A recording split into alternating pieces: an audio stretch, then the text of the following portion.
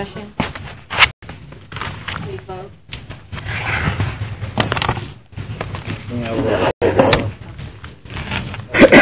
Bring it up.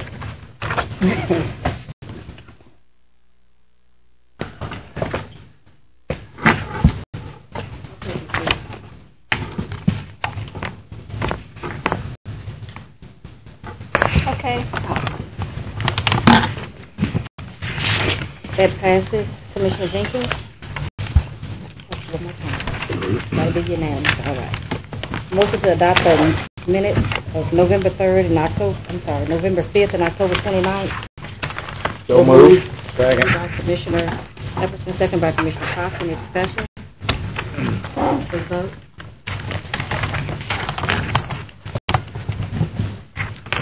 Any special resolutions, Mr. Spears? Have none on the agenda, ma'am.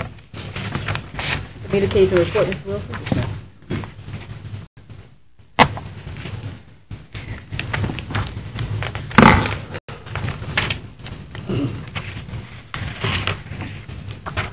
President Lynch, good afternoon, Commissioners. We have a special recognition today we'd like to give one of our employees, long-term employees that's getting ready to call it quits. And I'd like to have Mr. Minifield come forward, please. Andrew Minifield. He is an employee in the Facilities and Maintenance Department. Mr. Minifield has been employed with us for 33 years.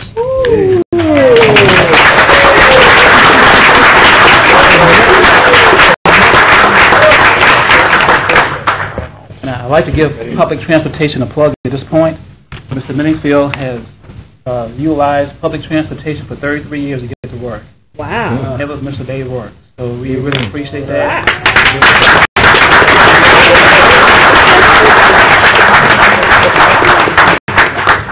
Commissioners, we have a plaque for Mr. Minifield that reads as follows: to Mr. Andrew Minifield from the Parish of Caddo, in recognition for 33 years of outstanding service to the Parish of Caddo as a Facilities and Maintenance custodian from November 15, 1976 to November 26, 2009. We wish you the best in your retirement, and thank you so much for a job well done.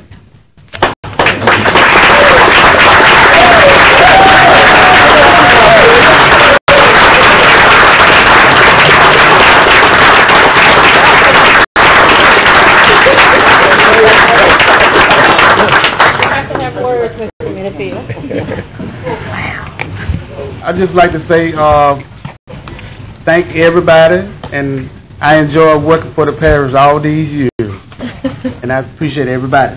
Everybody. Okay. Don't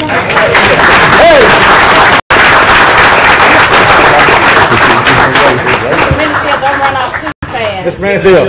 Mr. Minifield. He is ready to go. What day you retired? Don't get off that quick.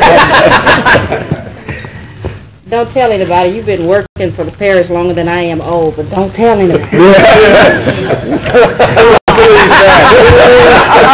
were a little late. He been working that long. No. I'm going to present you with this pen, which is of our 25th anniversary as a governing body. You're going to be gone, so we're going to make sure you get one before you leave from the Caddo Parish Commission.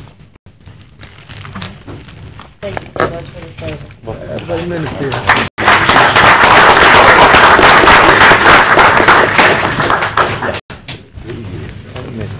Public transportation. You brought quite a support today. All those guys over there in blue. Anyway, Commissioners, we have two other things we'd like to cover with you all today. I'd like to have Mr. Ken Ward come forward at this time. We had a commission request to give you an update on the American Recovery Act that we have, a stimulus plan, and what we're going to do with it. And Ken Ward, please come forward and kind of give the Commissioners an update on what we're doing with that. Good afternoon, Commissioners. Hope all y'all doing well today. I'd say we have some good news. We've applied for 17 grants from the stimulus money, worth about $4.1 million. $1.5 million have been awarded. Some of that money consists of from DOT infrastructure to energy to some diesel retrofits down to law enforcement, as well as the summer workers that we had this past summer. The only grant that's been denied so far is the grant for the roof. We requested that back first part of the year.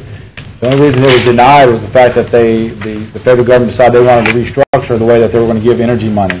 So they did by giving us $360,000 to do energy audits, to look for other opportunities that we could use in leveraging that first round of money into some secondary money. With that in mind, we're going to have, in the first quarter of 2010, the state's going to have 2 programs come out. The State Energy Program, the SEP, you may see a lot of that lately. $71 million in the state of Louisiana is going to be given out. That's going to address priorities and focus on emerging energies and energy efficiencies. What we're going to do is we're going to use programs that in the first $360,000, such as energy audits of our buildings, even look at the CCC energy contract that we're going to do with over there to help use it to leverage for some possible more funds of the $71 million. That'll be the first part of next year. Second branch of that will be an energy efficiency and conservation block grant. It's only $13.8 million. It's for local governments. They're really going to focus on the small towns of the parish, of the states, but they're going to, whatever is not taken, they're going to pass back to the parishes. So as long as we use our first $360,000 in the right fashion, we're going to have opportunities to take advantage of anything of the $71 million and $13.8 in the first quarter. That, you may have heard those were going to come out in November of this year. They were pushed back because the Louisiana DNR couldn't get their contractor on board who's going to administer these grants until maybe the first part of, they're talking about January now.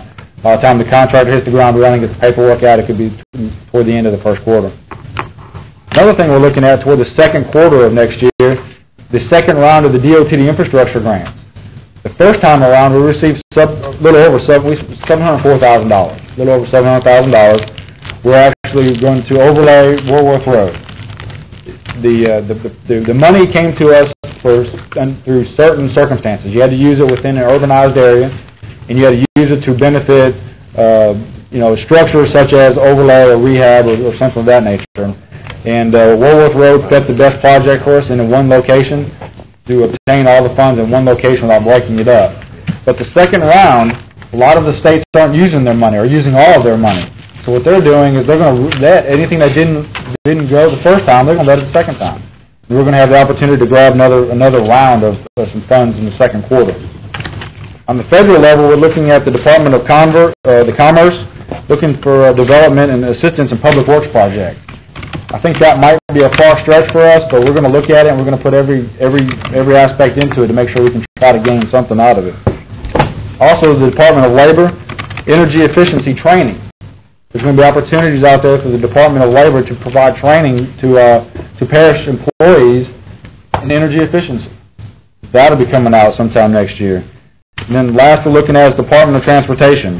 They're looking toward the middle of next year to do some energy efficiencies for CNG. They want to cut down on diesel emissions. They want to cut down fossil fuel emissions.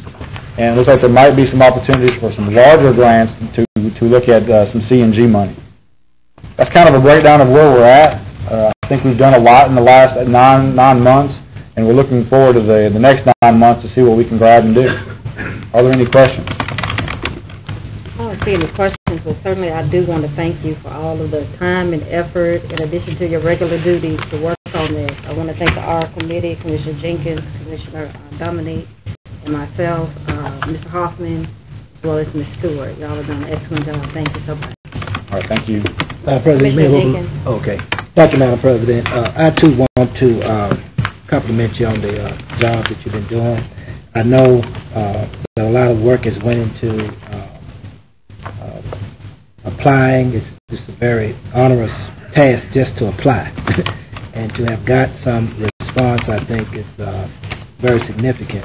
Now, one of the areas I asked about, in addition to monies coming in, was job creation, because that's the spirit of the stimulus plan. Do we have any information on that you can share with us today? Well, I don't have that. I haven't even researched that aspect of it, but it is part of them. In our energy grant, you apply for it. A lot of it is not just a job creation, but job retaining. Whether we look at that as that, but the early monies we've received are for identifying projects for the second part of it, where the job creation is really going to come in, where the projects are really going to be started, especially on the energy side, the energy audits. Yeah. I know Mr. Bruce Hoffman has hired almost 20 folks to his staff alone. Mm-hmm. I know that's not here in the Shreveport-Bossier, but that's going to be working on Shreveport and Bossier projects. They're going to be coming here, and they're going to look at hiring local contractors to help them do the energy audits. they can't do them themselves in Mandeville, wherever they're from. They're going to need to come here and know folks are from here. So it's coming. For the real dollar, for the real employee number, I can't give it to you right now. Okay, and that's fine, but we are going to keep track of that and be able at some point to talk about the jobs that we created and retain these folks. Thank you, Madam President. All right, thank you. Thank you. Mr. Jenkins, there's a provision of the application. There's a category for jobs creation and retainment in that application process. So Mr. Hoffman could give us all that data. So when he comes back to you, I'll make sure we get it. Madam President, the next item I'd like to talk to you all about is to give you an update on the Disadvantaged Caddo program. And we have Mr. Jack Adger here today. It shouldn't be very long, and we'll get to the point. So, Jack, would you come forward, please, and present your... We have a staff here, too, for just answer any questions that may come up relative to the program. Thank you, Mr. Wilson. President Lynch, Commissioners, thank you for allowing me the opportunity to come today to talk about the Advantage Caddo program and to share with you our good works that we're doing and the progress we've been making. Do you have the slides on your screen? I'll make sure it's there before I get started. It is, okay, yes. Great. Talk about a little bit of history.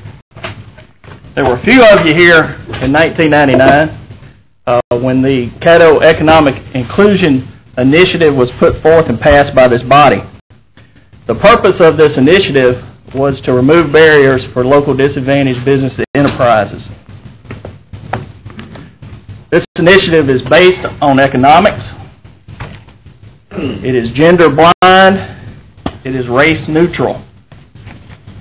As a guideline, it uses the state of Louisiana's LED's small business program. At the time of inception, a business had to have a net worth of $750,000 or less. 51% of the ownership had to have individual net worth of less than $200,000.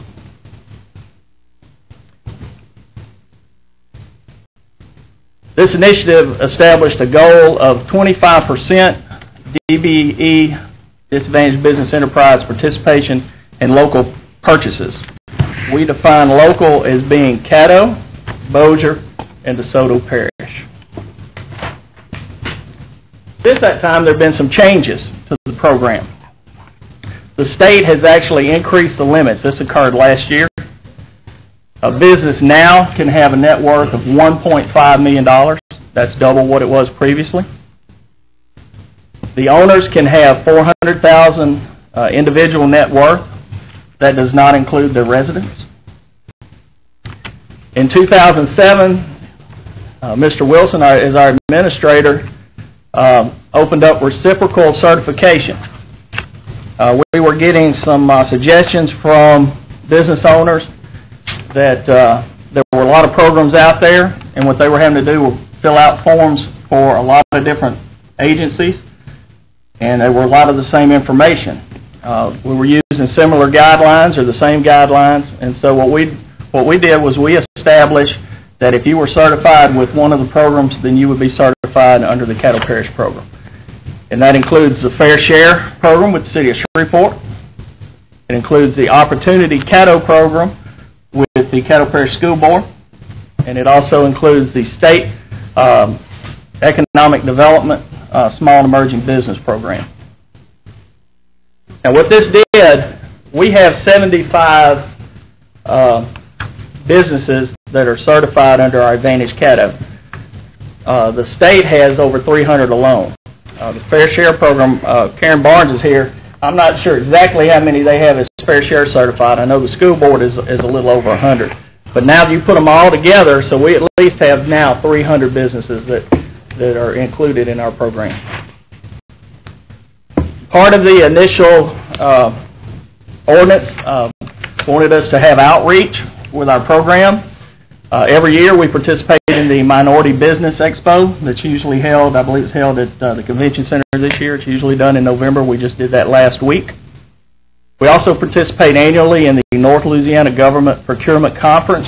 This is a reverse trade show that's very well received, very well attended by upwards of 300 businesses each year. Last year we had the pleasure of participating with the Hispanic Business Council at one of their, I believe it might have even been their Feliz Navidad, but it was an expo that they had last year.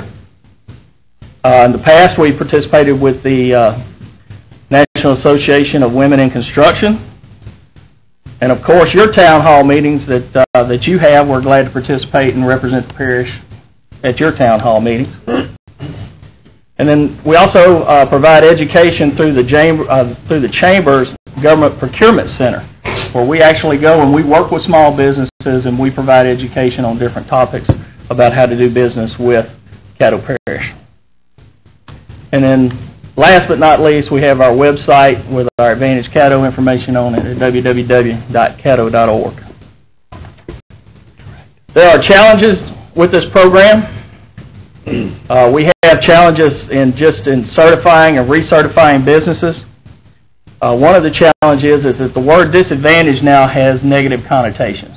Just as where perhaps we used to in the past refer to people as handicapped, that is no longer acceptable. The word disadvantage is quickly becoming something that people don't want associated with their businesses. The economic limits themselves prevent us from certifying certain companies that have to provide services that require large investments. There is a reluctance for businesses to share financial information. Some businesses just don't want their financial information in the hands of government because they're scared that it's going to get out or it's going to get in somebody else's hands. We constantly fight confusion with the Fair Share program and with Caddo schools. Anyone that's been associated with the parish for any amount of time knows that sometimes the public doesn't necessarily differentiate between the parish and the city. And then just having the name Caddo with the Caddo schools and the Caddo Parish Commission has its drawbacks too. So sometimes we just get confused. We kind of get all thrown in the same bucket. And then a lot of people just think that government red tape is a hassle, and they think that it's just a lot of trouble to get certified. Now, we only have 2 forms that you have to fill out, and they're on our website. So there's really not a lot of hassle with our program. It's just 2 forms. Other challenges, some of the areas of interest that we contract with, there just aren't firms out there that have the capacity that would qualify for our program. The major one being road construction contractors. Again, it's equipment intensive. It requires a large investment. The type of people that invest in that kind of business would not qualify under the personal net worth restrictions. Materials such as asphalt, we buy large quantities, large dollar amounts of asphalt, rock, that kind of thing. Again, large investment in those plants. Heavy equipment sales, when we buy track hose, backhoes, bulldozers, dump trucks, those are large dollar items, and there just aren't too many small businesses involved in the sales of those. Automobile sales and parts, most automobile dealers would not qualify under our program, and then the parts stores that are in business, they would also not qualify under our program. Fuel sales, another equipment intensive, we buy hundreds of thousands of gallons of fuel, and that's a lot of money, but trying to find a business that would fit our program is challenging. And then last, food distribution vendors. This is a new one. When juvenile services came under our auspices, we realized that the children out there eat 3 times a day, and we have to buy the food for them. So how are we doing right now? We have a 25% goal. In 2008, our DBE participation was 11.6%. So far this year, through the 3rd quarter of 2009, it's 13.3%. How does that compare to the past? This chart shows you the DBE participation level over the life of the program. Beginning in 2000, our first year, we had a 3.1%. We have steadily improved since then. Some years it goes down a little or up a little. That's based on if we have large construction contracts that may go to someone that might qualify as a DBE. But in all, we have an upward trend. And if you look from 2000 to 2009, what you see there is a 300% increase. How do we compare to other programs? The school board began their Opportunity Caddo program in 2004. I checked with them last week and was told that they ended their fiscal year 2008-2009 at 6.1% for their Opportunity Caddo certified businesses. I'd like to recognize Karen Barnes with Fair Share with the City of Shreveport. She just stepped out, Jack. She left. Well, I talked with her last week, and her third quarter report was at 14% for Fair Share certified businesses. Now, I did talk to her today, and she said that with the inclusion of October, that she's up to 17%. But I think you can see that at 13.3%, that we're right in the ballpark with our counterparts. And how have we done that? I want to recognize two departments, one being Public Works and the other being Facilities and Maintenance. These are by the largest departments, by far the largest departments that we have at the parish as far as what they spend because of the sheer amount of dollars involved in the construction. Public Works, in the last 5 years, if you look at the 2005 number and even the 2006 number at 5.6 and 3.9%, has made remarkable progress, going up to 8.1% this year. From 5.6 to 8.1 by itself is a 50% increase, and that's very respectable. And those represent a lot of dollars. Facility and Maintenance went from 8.7 in 2005. They've worked very hard, and they're coming in at 26.4% through the third quarter of this year. That's a 200% increase. Some of the ways that they've done that, I'd like to look at two areas, the first being architectural design services. If we look at the architectural design service contracts for 2008 and so far this year, 2009 through the third quarter, what you'll see here is this chart represents over $300,000 in architectural design contracts. And what you see is 61.2% of that is DBE. This is a 1.5 to 1 ratio. Now, Facilities and Maintenance alone is almost 50% participation. We also have Parks and Recreation and Animal Services that are at 100% for architectural services. They strictly use the DBE architects. Even more amazing than that is our engineering services from our Public Works. Over $400,000 in engineering service contracts for 2008, 2009. Out of that, 85.4% are DBE engineers.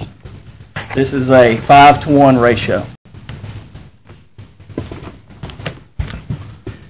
Now, part of the struggle in this program is balancing legal requirements with participation. So I'd like to just briefly discuss the legal requirements in selecting vendors. For materials and equipment, the state law, and this just recently went up in August, anything up to $10,000, they don't have a selection method.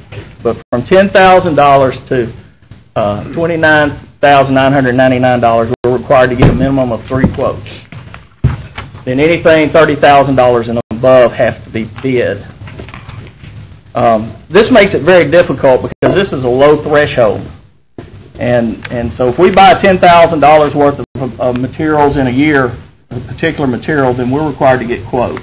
Now, we can get those quotes from DBEs if we can find enough DBEs in that area. But generally, the rule is that we're going to end up competing this, either competing with DBEs versus non-DBEs or just throwing it out into open competition for everybody, especially where bids are concerned. Furthermore, we're required to advertise and to accept bids online.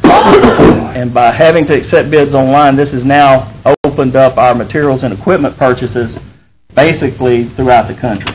So it makes it even harder to get the local participation because now they're having to compete on a national basis. Our legal requirements for public works by Louisiana bid law, and a public work is the construction or renovation of a movable property. For $150,000 and above, we're required to obtain bids, and that means we have to advertise and do a formal bid opening. We have to also put that online for anyone that wants to submit electronically. This was increased from $100,000 to $150,000 recently in August. Now, for public works less than $150,000, there's no prescribed method by state law. However, generally in the $15,000 to $25,000 range and above, we do obtain 3 quotes. Now, again, we may obtain those 3 quotes strictly from our Advantage Caddo vendors, as long as we can compete it within Advantage Caddo, and I've got an example of that. Let me talk about some success stories. We have many successes with our programs, but I always want to make sure that we realize that when we're talking about businesses, we're talking about people. And the first one I'd like to talk about is Raymond Hill with Thermotechnics. He's the owner of Thermotechnics. Nice patriotic picture off his website. Actually, Raymond Hill not only has received some of the quotes that we put out, but Raymond Hill has in the last few years has gotten 2 major bids, one being the courthouse courtroom G that you see here. That's a picture of the, I believe, a chiller going up on top of the courthouse.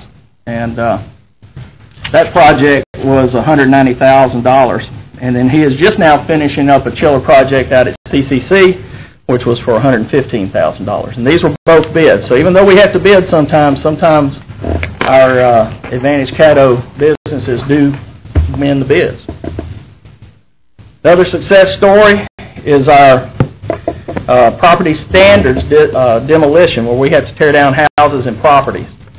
James DeMache of Public Works is doing an excellent job with this. This is one area that we entirely compete with Advantage Caddo businesses. And from almost the very start of this program, David Foster was one of our Advantage Caddo businesses, and he's done quite well in the past few years, over $200,000 worth of contracts. But there are several other companies that also are awarded contracts, and we do a very good job of getting quotes on this and getting those houses and all taken down. Legal requirements for services. There are no requirements for services in state law. What we commonly refer to as professional services, which would include architects and engineers and consultants. Those may be obtained through requests for statement of qualifications. Recently, we started adding scoring points.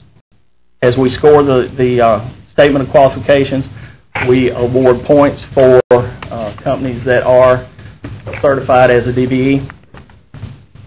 Other services that aren't professional services, like perhaps the solid waste hauling, there's some other services that we can also obtain through requests for proposals, and I'll talk about a few of those in just a minute. To talk about the architects, though, I'd like to talk about Misha Farrell. Misha Farrell came to the parish through another contract, and she actually came in as a sub on the Women's Health Center that was, I think it's the Breast Center, Women's Wellness Center. Wellness Center on 70th Street. Wellness Center on 70th Street. And I believe that happened around 2000. 2004. And so we got her certified in the program. We started doing business with her. So in 2001, I believe, she became involved in this Eddie Jones Park Visitor Center. And she did an excellent job for Parks and Recreation in the design of the renovation and of the Visitor Center. And I believe that was a $60,000 project. In 2004, she was our architect on the Northwest Regional Biohazard Lab upgrade. This was a $550,000 project and was a large contract for her. Also in 2004, she designed the Caddo Parish Sheriff's Substation in Oil City. This was a $170,000 project. And Misha did a good job on this. If you look at the design on it, she's rather artistic, and she kind of made this thing look like an old sheriff's building from the Old West. And we were real excited about that. In 2006, she was the architect on the Courtroom G renovation. She has a real attention to detail, and like I said, she has an artistic flair, so she was the right architect for this project. This renovation was $170,000. Currently, she's working on an animal shelter project. She's also working, I believe she's got a project that's advertising for bids today for parks with the Earl Williamson restroom renovation. And then Facilities and Maintenance has her working on a $1.3 million elevator project for the courthouse. But I don't want y'all to think she's our only architect, because recently Larry and I got together, and he had a $170,000 project down at Eddie Jones Park, and we started looking and actually went to the state small business directory and found Brian McNew, and he's currently working on that project, and that project advertised for bids today as well down at Eddie Jones. And sometimes we go out for proposals for services, and I want to tell you about a recent success, and that's with Nick's Cleaning Service. This is Miss Carolyn Nickelberry. She is the co-owner of Nick's Cleaning Service. She's been with the Advantage Caddo program from the very start. She's had cleaning contracts with us for years. Recently we decided that we were going to go out for proposals for our cleaning services. And what we did was we chose just Advantage Caddo businesses to invite for this cleaning service. So we sent out invitations to 7 businesses to propose and compete. And then Ms. Nickelberry, at the end of the process, she was scored as being the one that was most advantageous for us. And so we contracted with her. And this is about a $55,000 a year contract. And we're real proud of her. She does a very, very good job for us. Rarely, sometimes we can buy equipment through an RFP process, request for proposals. State law allows us, in the event of telecommunications and data processing equipment, to use a request for proposal procedure. And so what we did was, when we went out this year to buy new phone systems for the parish, we included in our request for proposals points on the evaluation form for those companies that were certified DBEs. And then this contract was awarded to Jennifer's Executive Telephone Systems here in Shreveport, Jennifer Sharp, the owner. And this is a multi-year contract that so far is close to $100,000. And we had we had multiple agencies involved in the evaluation of this product. So the DA is on the same system with us, but the Sheriff's Department's also going to be piggybacking off this contract, and they'll be buying these phone systems as well. And we're really proud of this process. It's a success story for a local business, a small business, right here in our town. What does the future hold? Let's take a look ahead at some of the opportunities that we have that we think we're going to be looking at this next year. We're looking to increase participation, and we think there's some opportunities here. First of all, as I said before, recently the state increased their qualification limits. So businesses that couldn't qualify before now may be able to qualify. Also, with the economic downturn, there are individuals that may have had investments that kept them from qualifying, and now those investments are not as worth as much as they were. I don't know about y'all, but some of my kids' college money went way down last year when the stock market went down. So we think that there may be businesses out there in the past that wouldn't be able to qualify, that now they may be able to qualify. We want to think regional. We're taking a look at maybe expanding this beyond Caddo, Bossier, and DeSoto Parish, and looking at Northwest Louisiana as a region in itself. One thing we've discussed is perhaps changing our nomenclature from disadvantaged business to small and emerging business. I think the ordinance allows for either one, and I think small business is a lot more acceptable term. The increased bid limits we think with the new bid limits going up to $150,000 for construction will allow us to solicit Advantage Caddo businesses more and to get a higher participation rate. One thing we're talking about is narrowing the focus to services. When you look at materials, supplies, and equipment, that is a very hard area for small businesses to participate in. And a lot of what we have are single owner businesses with very few employees. And what happens in that is that the money that's invested through them a lot of times is just going to a warehouse in Dallas and it's not staying here in the community. So we're going to take a look at definitely focusing on services because it's those service businesses. That's what's going to keep the money here and try to grow those businesses. Some of our larger contracts, we're looking at the ability to maybe split them up, segment them a little bit so that we can get multiple awards. Some of our biggest service contracts right now are the solid waste hauling. This is a large contract, around $250,000 a year. There may be opportunities for us to maybe regionalize that or split it into some kind of zones so that maybe we can get some smaller business participation. Although at this point in time, I don't think we have anyone registered as a small business or disadvantaged business that can handle, that does this kind of work. But we're working on that area. Another one is weed abatement. Right now we have a contract that's, I want to say it's around $400,000 a year, and we're also thinking about maybe we can regionalize that, and maybe instead of taking the parish as a whole, kind of splitting that contract up a little bit, maybe we can get some participation there. Again, I don't think we have anyone on our program or know of any on any other program at this point in time that has the credentials to do this kind of work, but we can certainly look at it. And then finally, we're going to try to identify other areas that we can improve. We've identified two so far. One of them is automotive repair. This is we send out cars and trucks to get the dents taken out, to get the transmissions repaired. So we're going to work at trying to develop more businesses in this area. And our pest control services is also an area we think that we can improve in. So that's kind of what we're going to be looking at next year. At this time, that concludes my presentation, and I'd welcome any questions you might have.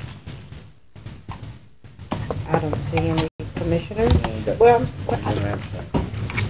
Madam President, obviously this machine is not working, but okay. I can't imagine that report being given and you not think I have some questions.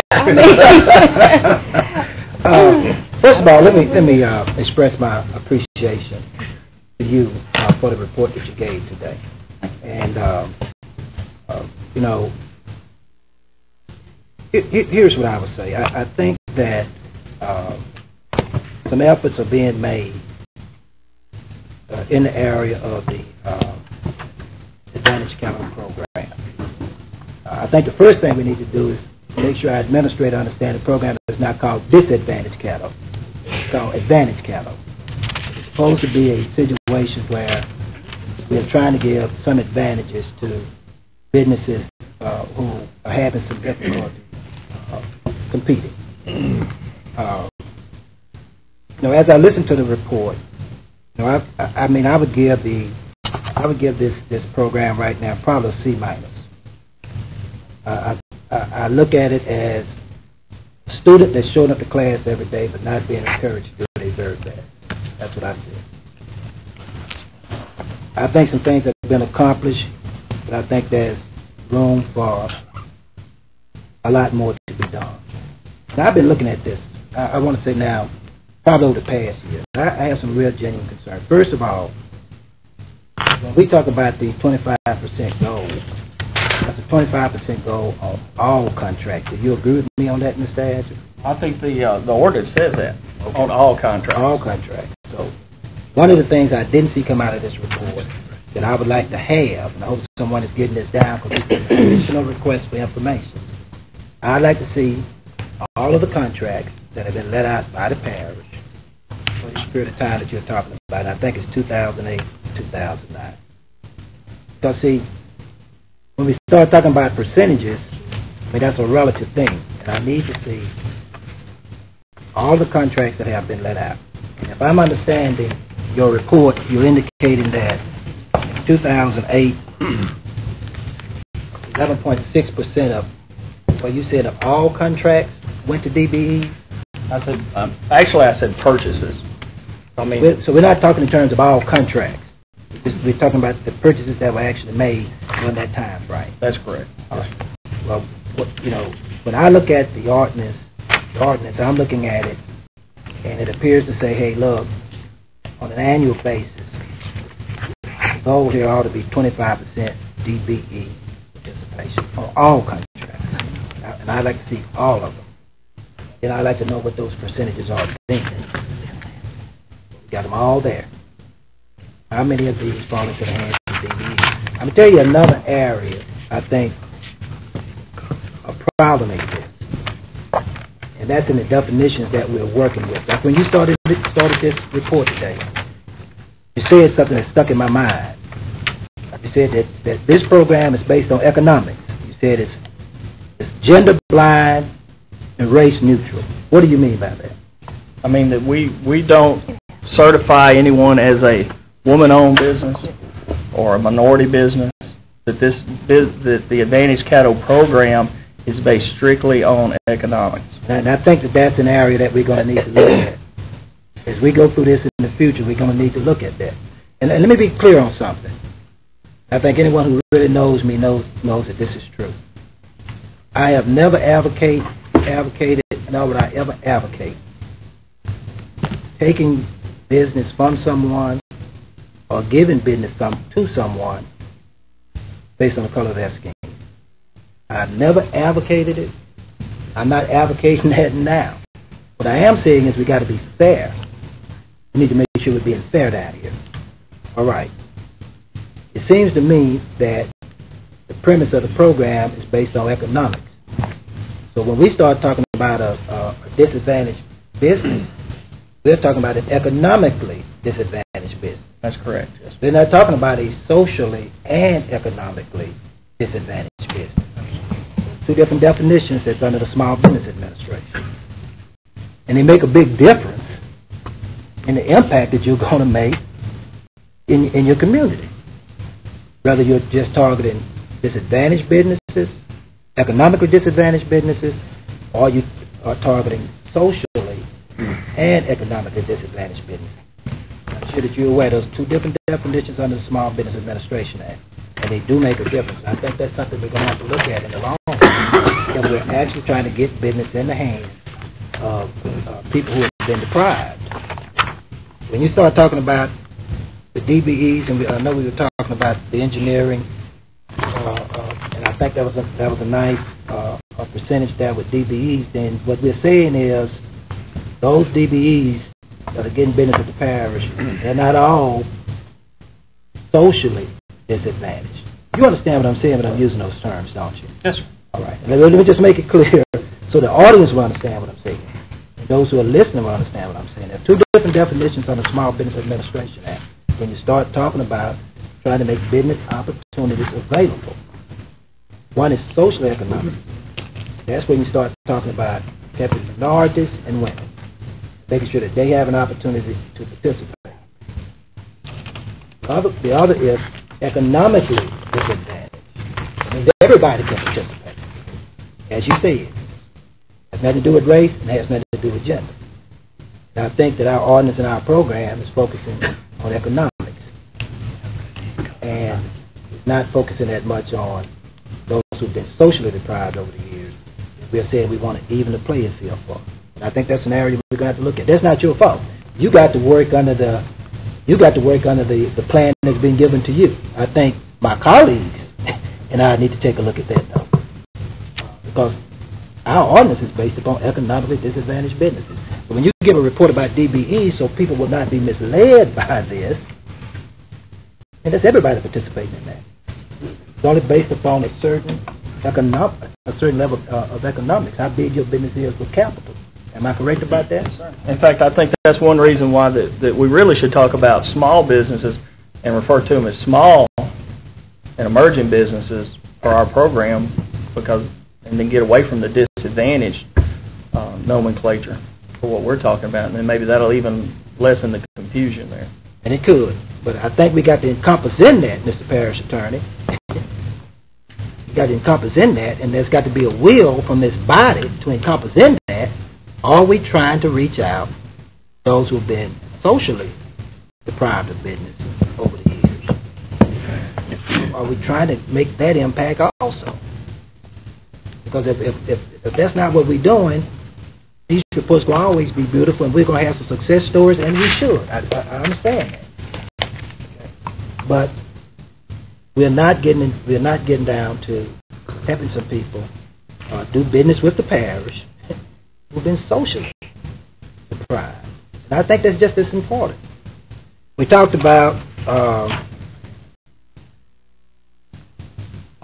some of the challenges that the program has faced, and I can understand that, with the certifying and the recertifying, as well as, I guess, the availability of people in the area of interest. If we want to go out and have somebody asphalt 40 miles of road, you may not have DBEs that have the capacity to do that. Well, my question is going to become this. What kind of out-of-the-box thinking are we doing to create new opportunities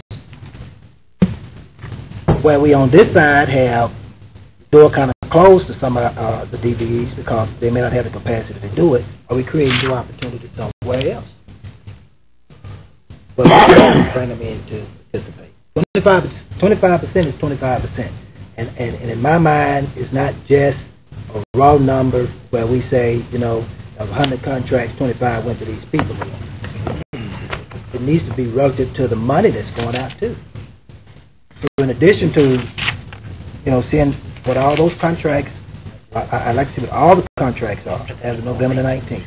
That's set out by the parish, 2008, 2009. I want to know the inception date of the contract, termination date of the contract. I want some kind of payment history under those contracts. And I'd like to know who those contracts are with. Like I said, it seems to me we may be missing the mark on some of this. I think the same flaw rests with the Fair Share program for the city. And I think people are not understanding that you address these legal flaws, you're not going to have the impact that you really want. And people are going to sit back and they're not going to worry about you challenging them because legally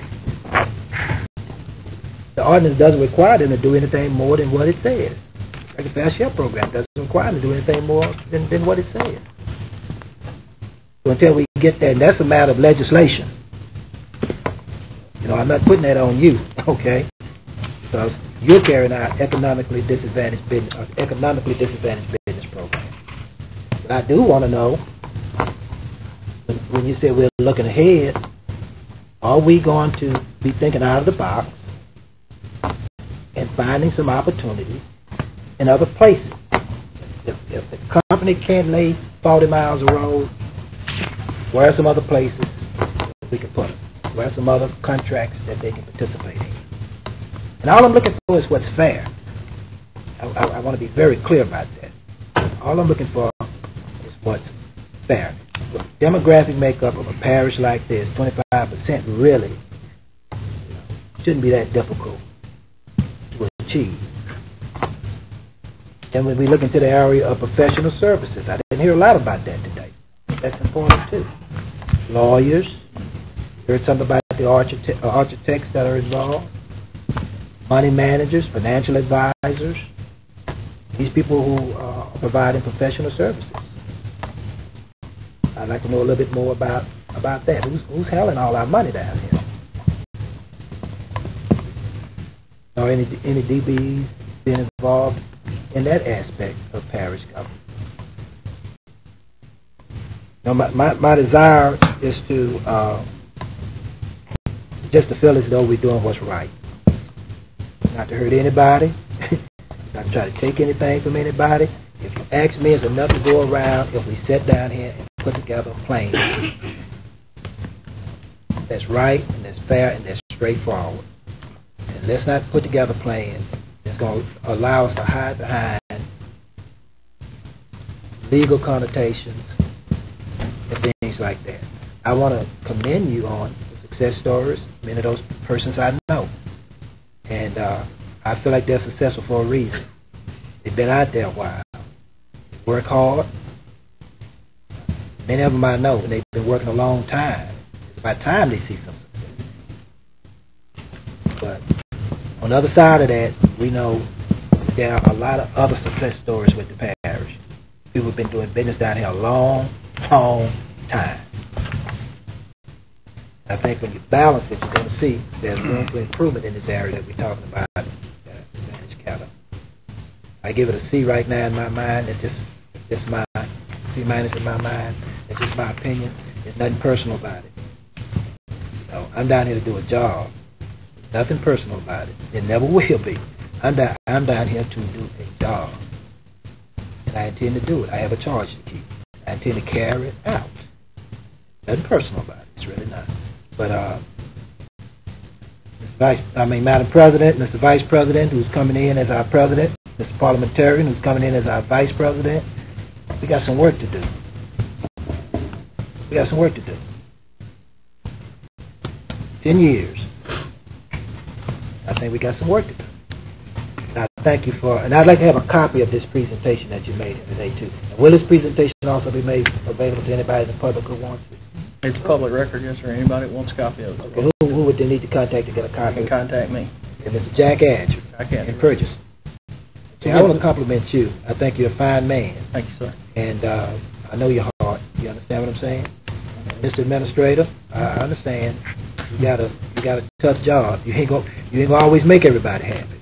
I can understand that too. But I do think, and I want to say to my colleagues, we need to look at the ordinance. It's legally flawed.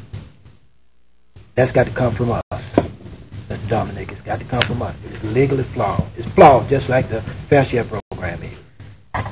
Until that's fixed, it's not going to have the impact in this community the way we want it. And I think we want a community where everybody is going to share the pie. Everybody's working. Everybody's creating jobs. We want to get people off the street. It's the money to these small businesses where they can start hiring people. It all comes back to our neighborhood one way or the other if we're not careful. We want a parish where people are being successful in their business and where people can have jobs, and we can help stimulate that. And a program like this can really do it. I know we're doing it in other places, but you got to deal with the legal flaws. You got to be able to implement it in a way and keep up with it in a way where you know what you're doing. I believe that you do, but I'm just saying, I think collectively we need to know what to do. Thank you, Madam President. Commissioner Escaday. Appreciate the information. Back in 1997, we had no program in existence, and former Commissioner Williams, along with myself, and Commissioner Epperson actually helped us craft this thing. So I'm really want to apologize for us doing such a bad job of this ordinance and it being so flawed and illegal. Back in 1997, we had nothing, and I think we've come a long way. Perhaps if we'd have had our esteemed colleagues benefit of his knowledge and information back then, we'd have made a perfect document. But I don't know of any perfect men. There's only perfect intentions. I'm proud of the ordinance we passed in 1997. We had nothing. Like everything else, life, it's a work in progress. So we probably ought to look at it, see if it's germane for today. Change the terminology. I think administration and the previous administration and your department within the confines of the ordinance have operated within it and done what you're supposed to. The visionary forward thinking or creativeness to the point of getting beyond the perimeters of the ordinance is not in your purview. So it needs to be done legislatively, and I'm all for looking at it and seeing if it's doing what we want it to do. But it's like anything else, it's life, and you learn from life. And not being any more facetious, I'm proud of that ordinance. We had nothing in 1997, and it's come a long way. But what concerns me, though, is the fact that I remember working with Danny Malone, who I consider to be a pretty good attorney, and he was at the time in drafting this thing. And our intention was Caddo, and I understand that it crosses the river now. My personal preference is I've never wanted it to cross the river. This is Caddo's Parish's money that's being spent. It's taxpayers' money of Caddo Parish. It should be with the businesses in Caddo Parish. That's the way I see it. It's my personal preference. I'm not sure exactly what the ordinance provides for. And so I want to look at that, because if you want to take a regional approach, I want to make sure that that's provided for in that ordinance, because that's not my preference. It does no good to hire a contractor or hire somebody goods and services and have them shipped from Baton Rouge and the money all go to Baton Rouge. It's not helping the small disadvantages or whatever you want to term them in Caddo Parish. That was the intent, to lift the ships in this lake so that that rising tide lifts all boats. Well, I'm not worried about the boats in Baton Rouge or Alexander or anywhere else. It's Caddo Parish. That's where the needs are. So I'm willing to look at this and see if we can tweak it and make it better and improve it. I think they worked very hard to reach the goals. The 25% figure was a goal. That's all it can be. The Supreme Court has said it cannot be finite. It's unconstitutional. I realize how hard it is to get people to work. You have work up here, and you can't get them to step up and bid on projects they don't want to bid on. So I think we need to look at it. I surely think there's room for improvement. And in anything, there's been a side effect to this. You want to look at the good, you say it's not good enough. I can tell you. You take the engineering, for example, for one thing right there, and it's what, 84, 85% disadvantaged businesses. Well, guess what? There's a lot of engineering firms out there that the only reason they're not getting into this work because they qualify for everything else except it's white Caucasians that own them. They have 4 or 5 employees. Well, they've been cut out. That's a side effect of trying to share the work. They've been cut out for no other reason than their race. But there's 2 edges to this sword. And I'm all for looking at it, and I'll be happy to work with it. And next year, if it is the will of this body to look at it, undertake it, form a committee, study it, tweak it, improve it, then that's where we'll go. But I appreciate your efforts. Thank you. Commissioner Thibodeau? I just want to ask you a couple of questions. You gave an example of it was a contract. It may have been an engineering or a contract, or it was some professional service. And the only people, and it required that you get 3 bids, I believe is what you said. It didn't go out for bid, but you had to get 3 quotes. You had to get 3 quotes. And you said that all the quotes were sent to Advantage Caddo companies. Well, doesn't that inherently discriminate against non-Advantage Caddo companies? Yes, sir, it does. So we're saying that it seems to me that one's as bad as the other. If we're not giving fairness and opportunity, that's not fair. That certainly is not fair. If I do it's not fair to the person who maybe has a larger business and has worked many years and worked hard to get it. It's not fair to the taxpayers if everyone doesn't get an opportunity to make a quote or a bid on the project, because you may have gotten a lower bid on the project at the same quality. So that's not fair if we're not doing that. So I'm not interested in any kind of, call it whatever you want, program that discriminates against one sector of providers so that another sector of providers can be taken care of. That's not fair. To me, we need to make it, I'd like to see 100% of our tax dollars spent in Caddo Parish and done by 100% of Caddo providers. And what we need to do, I think, as a government body, is say, here are the requirements. We're going to do everything possible to make everything fair in terms of who can do the work, and then let's get out of the way. Because government, in general, at all levels, does nothing but hold back job creation.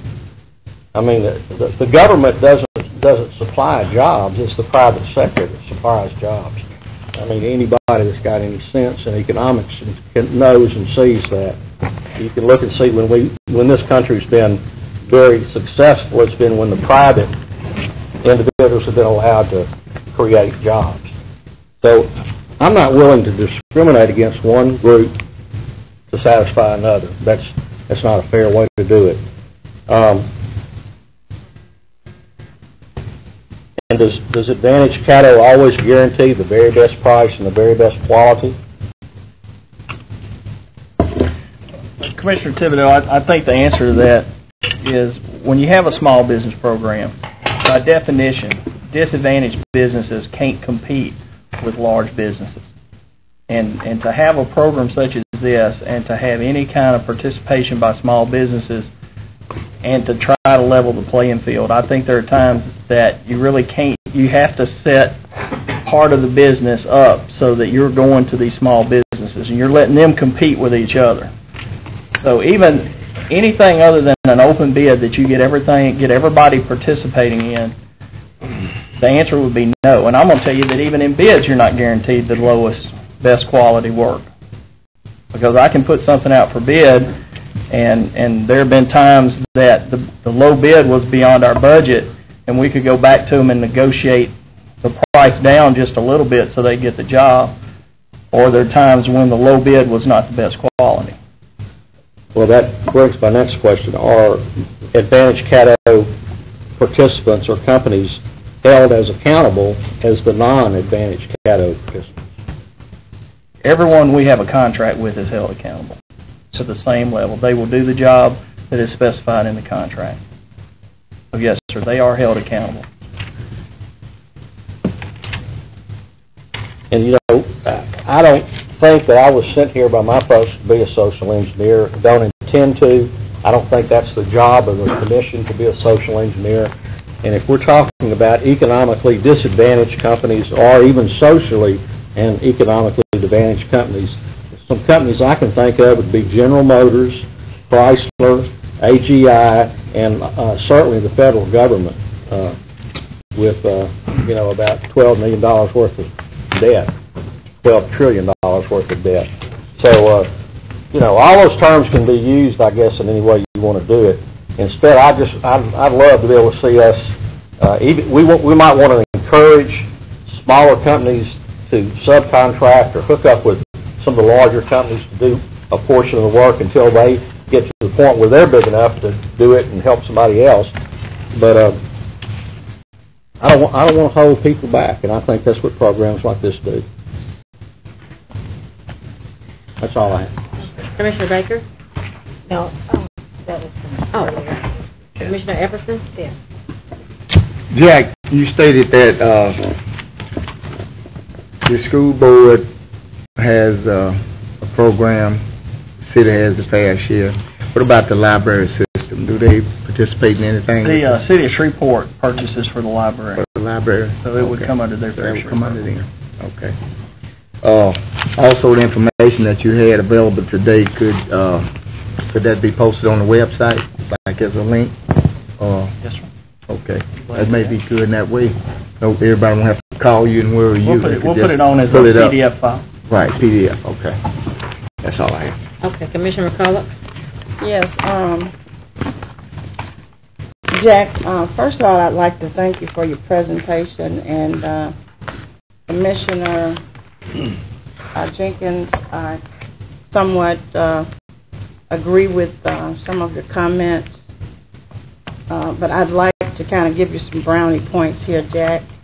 I do recall initially you actually coming to me personally and asking me to seek out and search out small businesses within my community. And of course, Commissioner Thibodeau, the subcontracting with other companies or whatever, that was somewhat a no-no.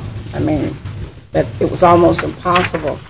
But based on your presentation today, your statistics, I would like to, I heard Mr. Epperson ask for a copy of this presentation, but I would like to actually have some materials that I could possibly present to the associations within my community, and hopefully those associations could possibly reach a broader sector of the businesses within District 2.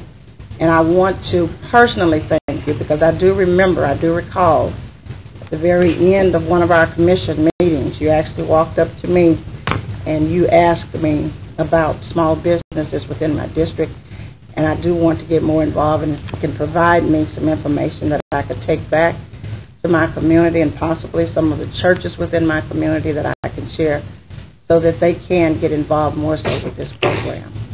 I'd be glad to. And Commissioner Jenkins will probably remember that when I went with him to the African American Chamber event, I made the statement that any business that would like to come by and meet with me, I will help them develop a plan for doing business with Caddo Parish.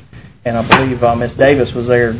She was one of the businesses that came in. Now, obviously, we can't be successful with everybody, but any business that thinks that they have something to offer Caddo Parish, I'm glad to sit down with them and tell them the best way to go about trying to sell their products or services to us. But I will be glad to get you some material. Thank you. Commissioner Cox? In about the last 6 months, Mr. Adger, you have helped two people that came to me. One is a small business, and the other one was a minority business. So, as a grade, hey, I'm going to give you an A for effort, you and your team, for putting this together for one thing. But to actually take those people of which one business didn't even have some of their paperwork filled out correctly, and you took them and explained to them what they needed to be done. And I would imagine a lot more small businesses, and I'm going to say small businesses because small business built this country. It built Caddo. GM, Western Electric, AT&T, big companies come and go. Small businesses run and support Caddo Parish, whether you like it or not. In these two instances that I'm talking about, you took one by the hand, led them through all the paperwork that they were missing. Which was City of Shreveport paperwork. Exactly. Exactly. So we need to educate not only the small businesses that could come up and do business with Caddo Parish and the City of Shreveport, because a lot of small businesses do not understand either the paperwork, the language, or the qualifications that need to go into doing business with us. So A for effort there. As far as the ordinance as it's written, times change. Businesses change. Areas change. This was written back in '97, had everything in it that at that time needed to be. If we need to go back, and we're always saying we are the governing body that looks toward the future. So if we go back now as a body and look at this thing and update it for the future, for our small businesses. And I run a small business. There's quite a few gentlemen up here that run a small business. We are the backbone of Caddo Parish. We are the ones that's putting people to work where other people, big companies are laying off right now. So why don't we work with you hand in hand in 2010, get this thing done, make it work for Caddo, make it work for the small businesses who qualify. Now that was my other point I'm fixing to make. The ones who qualify for either a bid or a job or a distribution to Caddo Parish, my main concern is you qualify for the job. I do not put stuff out on the street unless the person I'm hiring to do a job is qualified to do that job. You may, like you said, you may be the lowest bidder, but can you pull it off? They are, and I know you have some structure in your contracts that say they must do certain things. But before that contract even comes in, make sure they're qualified. Okay? So the future is ours as far as small businesses in this area. I feel that we can all work together and get this done and see if we can actually grow a little bit more. 13%, hey, that's not bad. 300% increase in, 3 years? Not bad as far as I'm concerned. But we need to grow. We need to look at it and give you the tools you need to go out and work with small businesses to get them qualified. Well, to touch on the point you brought up, what I usually tell any of the small businesses I talk to in any forum is that, or any of them that come by my office, is that the best way to do business, first of all, you do business with who you know. So if we don't know them, there's very little chance that we can do business with them. So the first thing they need to do is come in and get to know us. And we try to get to know, and I get out there and try to get to know and introduce those businesses to our departments. The second thing is I tell them, you're not going to come in and get a $5 million contract. We're going to start off small, and when you prove that you can handle the small jobs, then you'll get to move up. And I think you're going to see that with some of our contractors, especially Misha Farrell. I used her as an example. We started with small projects with her, and now she's handling a $1.3 million elevator project. So we found out she was qualified by giving her small projects to work on, and then as she demonstrated her ability, we moved her up to larger contracts. And the last little note, in your opinion, how many small businesses have come to you that did not qualify, say, in the last year? The weed abatement program is one that comes to mind where they think that they want to do the program, but they have to have certain licenses for the chemicals they put out. They have to have the right machinery to do it with. And I mean, sometimes we get people that only have lawn care, riding lawnmowers, and they think that they can cut grass on the side of the road, but they wouldn't be able to keep up with the job. So I really don't have a feel for that. A lot of times we try to find a fit for the businesses, and generally, I don't think there's a lot of them that come in that aren't qualified. They're just some that don't realize what it is they're trying to get involved with. Okay. And so we just try to give them an understanding. Well, I appreciate the work you did with those two companies that I sent you, and keep up the good work. I'll be glad to work with any companies at any time. And I've made this comment before, I'll make it again, but anytime any one of you want to go and ride through your district and talk to businesses or look at businesses and talk about how they can fit into Caddo Parish and what we do, I'll be glad to spend the time with you to do that. Thanks, sir. Madam President, thank you. Commissioner Pearson? Just a couple of statements, and thank you for the presentation. I don't call 75 or 80% of any business getting discriminated against. You're getting 75 or 80% of the business, and you're not getting discriminated against. I know a lot of subcontractors are guys with skill, and most businesses or most guys with skills want to be contractors, and certainly subcontracting, keeps the bills paid and that kind of thing. But if we don't encourage subcontractors who have proven their worth in regards to being able to perform a skill, if we don't encourage them in a way that they can become contractors on a job, then we're not doing what the spirit of it suggests. So I don't want anybody to think that I encourage guys or discourage anyone not to want to be a contractor and want to continue to be serving all of their life, all of their professional career. I think that in order to put people to work and to expand their business, and at some point we ought to be able to encourage them to be contractors on large jobs. I don't want to just encourage all subs.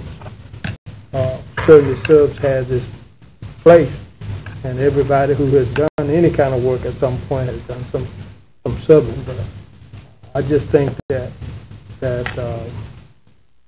you can't call discrimination getting 75, 80, 85% of the work. I mean, that's to me, that's a lot of the work. And those guys that's getting 25%, 10% of that work, that's falling short of what we'd like for it to be. I applaud what we are, and I think we have places to go, and perhaps that's what this is good for, opening it up so that we can know where we have to go. And I certainly hope that we'll continue to work toward that end. Thank you, Madam President. Commissioner Baker? Just had one question for you. Do you have brochures on the program? Yes, ma'am. Is there any way we can get some? I'll be glad. Thank you. That was it. Thank you, Madam President. All right, man, I finally get to say something. God help. Well, now, I tell you, I don't really mind being compared to the school board, and I see Mr. Booker White back there with Opportunity Caddo and City of Shreveport. Like y'all said, Miss Karen Boyce is somewhere around. But as David said, Caddo Parish, we want to be at the forefront. And certainly when it comes to African-American-owned businesses, Asian-owned businesses, Hispanic-owned businesses, women-owned businesses, we need to be at the forefront of making sure that small businesses owned by those persons have a fair shot of getting work with the Caddo Parish.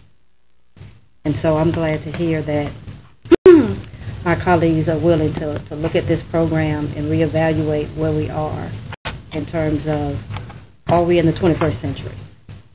Have we done, looking at the past, what we've done, but where do we want to go in the future?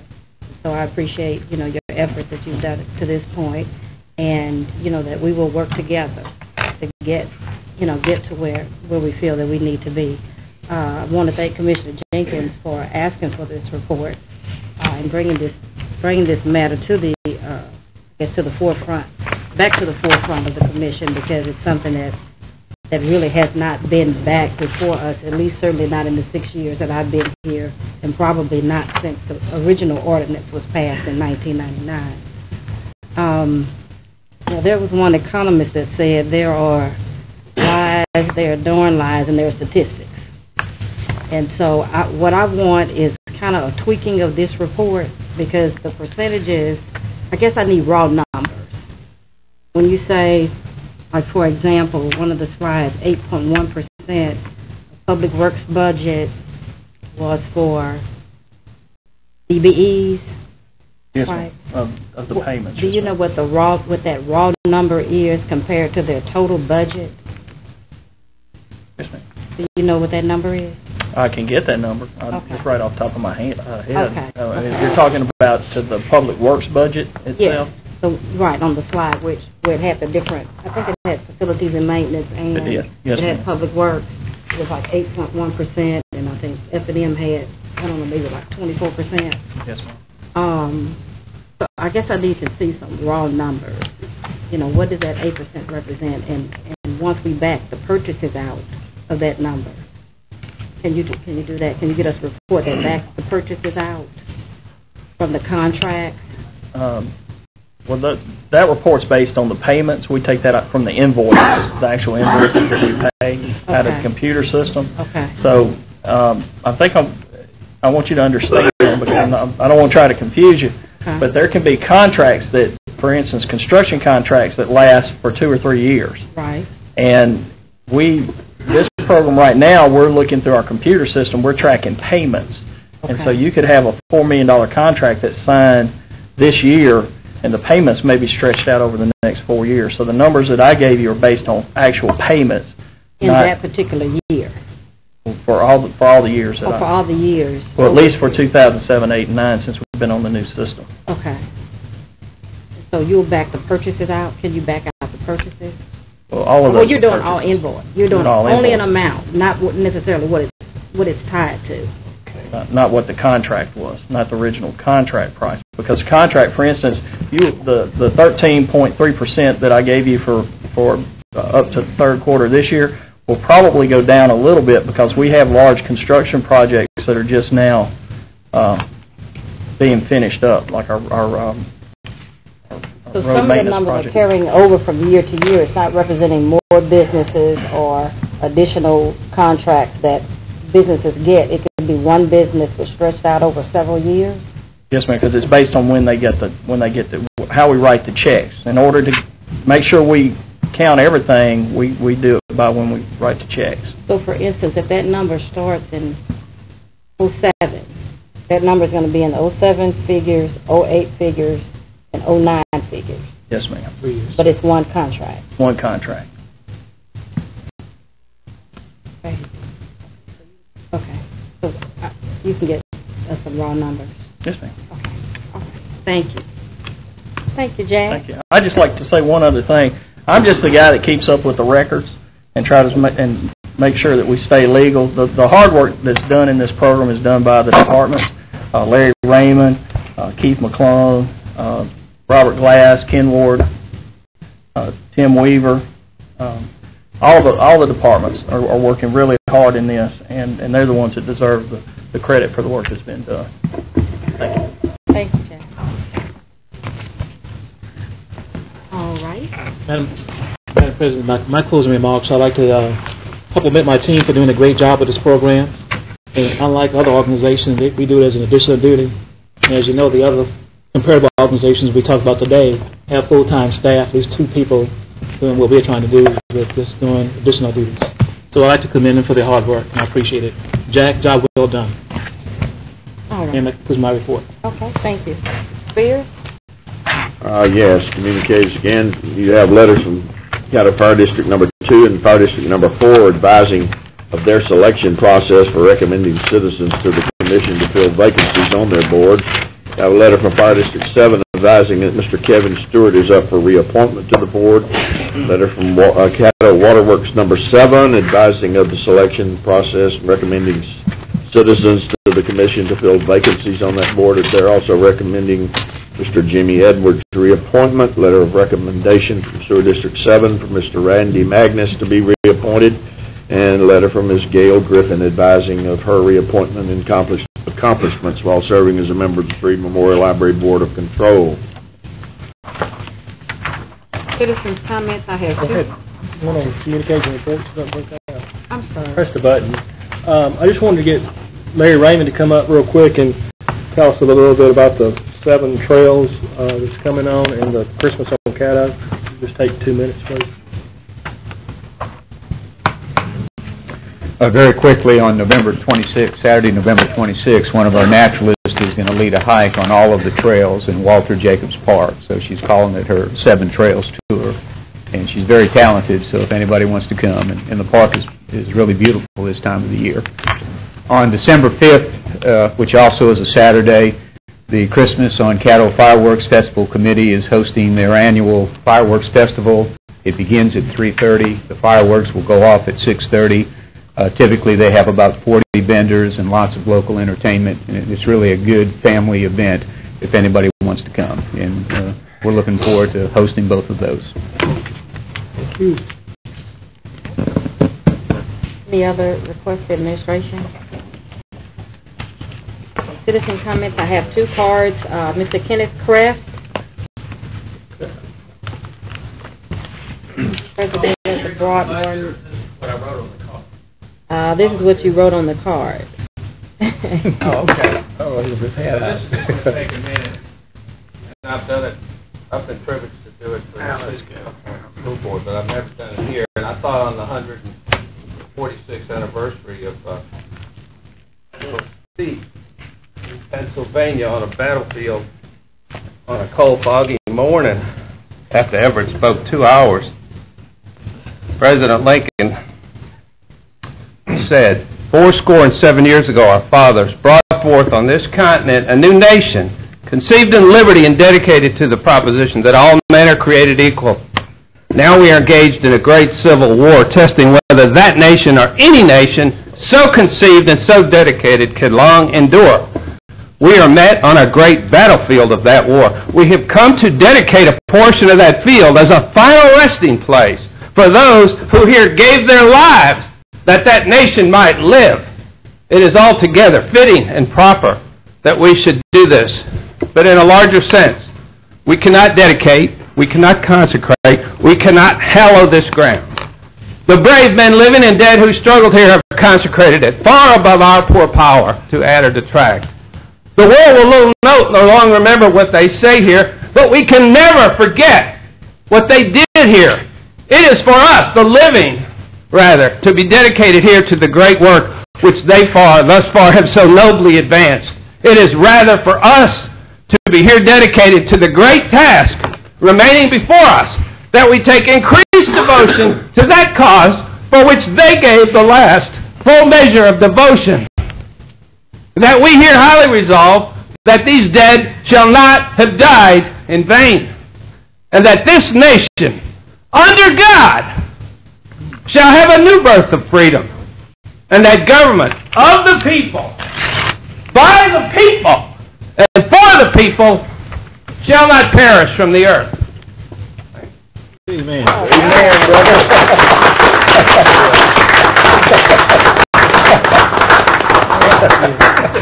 Okay. Pulling a ponytail. He's my constituent. And you got the deputies a little nervous there. Stand down. Hold your fire. When you went out for that.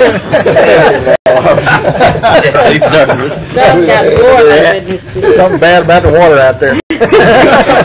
Great job. Okay, Mr. Anthony Henderson.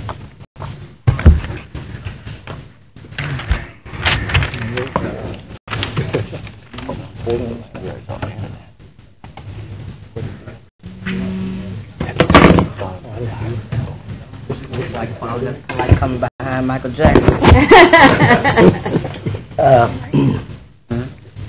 I wanted to, my name is Anthony Henderson, 3607 Knox, Shreveport, Louisiana, and I wanted to add some comment about the new master plan. And I like to have these three quotes. One man wasteland is another man's boom town. One man desert is now Las Vegas. Education is a wonderful thing, but without opportunity, it means nothing. Do we strive for progress for history? And finally, a small business, according to the SBA, is any business that revenues is less than $5 million a year.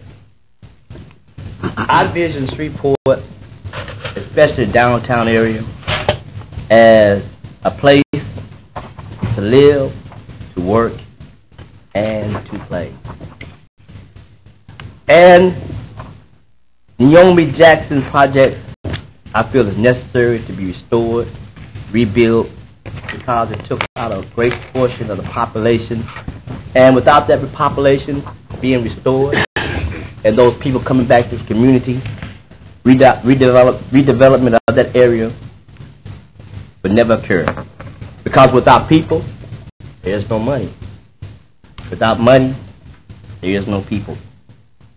I also envision Shreveport having a downtown zoo, a part of that place where you can play at, and a new music center. I know once upon a time, when I first came back to Shreveport, the Grand Ole Opry had considered building this multi-complex, entertainment complex. I think it's a very good project to do.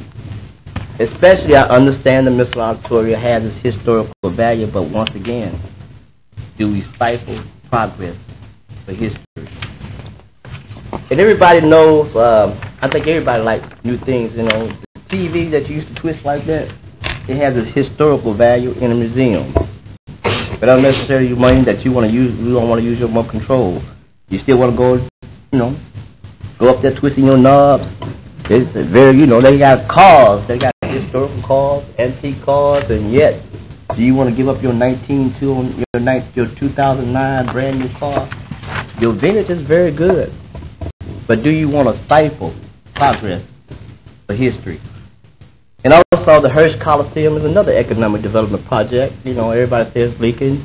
Everything, we look at our friends and neighbors and our brother over there in Sister City, in Bossier City, they have a beautiful new complex.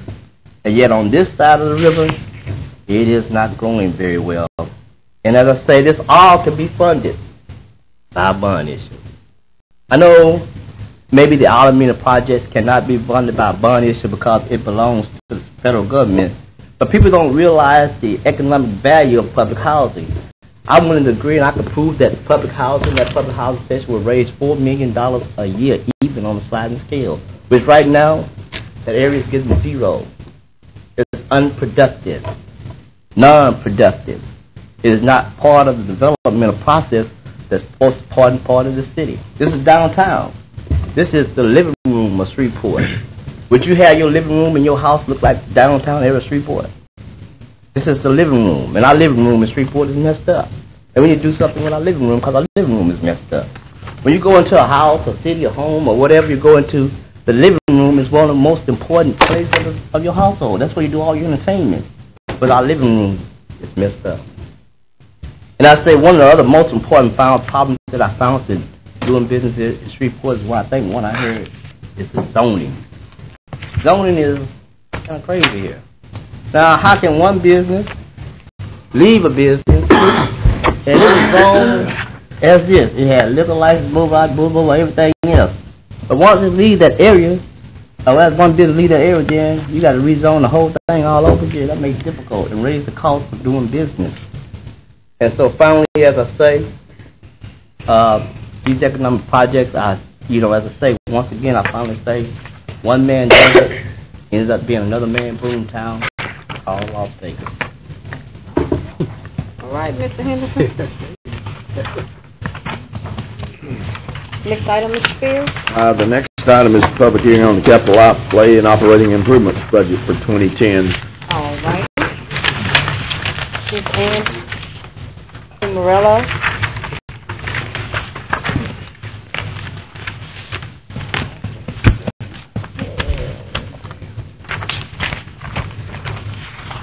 Start with you because I neglected to do it with the other two gentlemen. Could you state your full name and address for the record, please? Yes, I will. My name is Ann Pumarolo. I live at 7549 University, Shreveport, Louisiana. And first and foremost, I want to thank the Commission for everything they've always done for Sci-Port. It is very much appreciated.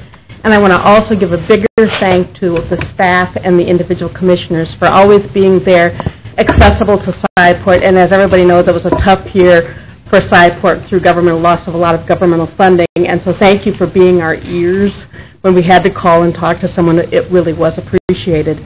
I know that you probably have all heard this, but I'm going to start out with this, that last year, within the last 15 months, we were named the 8th best science center in the nation, which is pretty awesome when you consider that we are the only one in the South, and we are the only one named in a mid-sized city. We even beat out the Franklin Institute, which is pretty awesome. We also received the Louisiana Association of Education Award, and we were the first time they gave that award to a non-person. They gave it to an entity, so we're very proud of that. And then PBS, National PBS, picked Sci-Port for their Heroes of Hope, and you played a big part in that. They look all over the nation for different organizations that make a difference in their communities. We were selected as the only science center in the nation that they've selected for the difference that we make in education in our community. And so we talked to them a lot about how we had the support from our parish and our commissioners and our city and our state, and that's really what brought it out, that it was a state that really cared about education. I do know, I want everybody to hear this, that the funds that the Commission gives us, there is not $1 spent on non-Caddo people. That our Terrific Tuesdays, a license will be shown to make sure that the people live in Shreveport. If a school shows up, the only people who can schedule a school trip during that day has to be a school from Caddo Parish, and our only Title I schools in Caddo Parish can apply for the assistance. Last year, some of the Title I schools had a problem getting there because of the busing costs, and Sci-Port went out and found $20,000 endowment for them, so we even help now pay the busing costs for the Caddo schools to come to Sci-Port if that stands in their way. And I know that's important. We want the Caddo Commission money to be spent on people who live in Caddo Parish. I talked about all of our awards. I don't have to beat any of you up. I'll keep telling you about all the great things that Sci-Port does because I see you everywhere.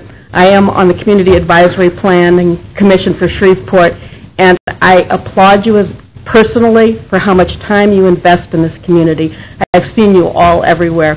Our last award that I'm very proud of, it came out last week from Louisiana Life magazine, is that Shreveport was picked, Sci-Port was picked in the top 9 best places to work in Louisiana. So I do thank you for everything you've done, and I hope that you'll consider supporting us again this year. Thank you. Thank you. Kirby Rowe.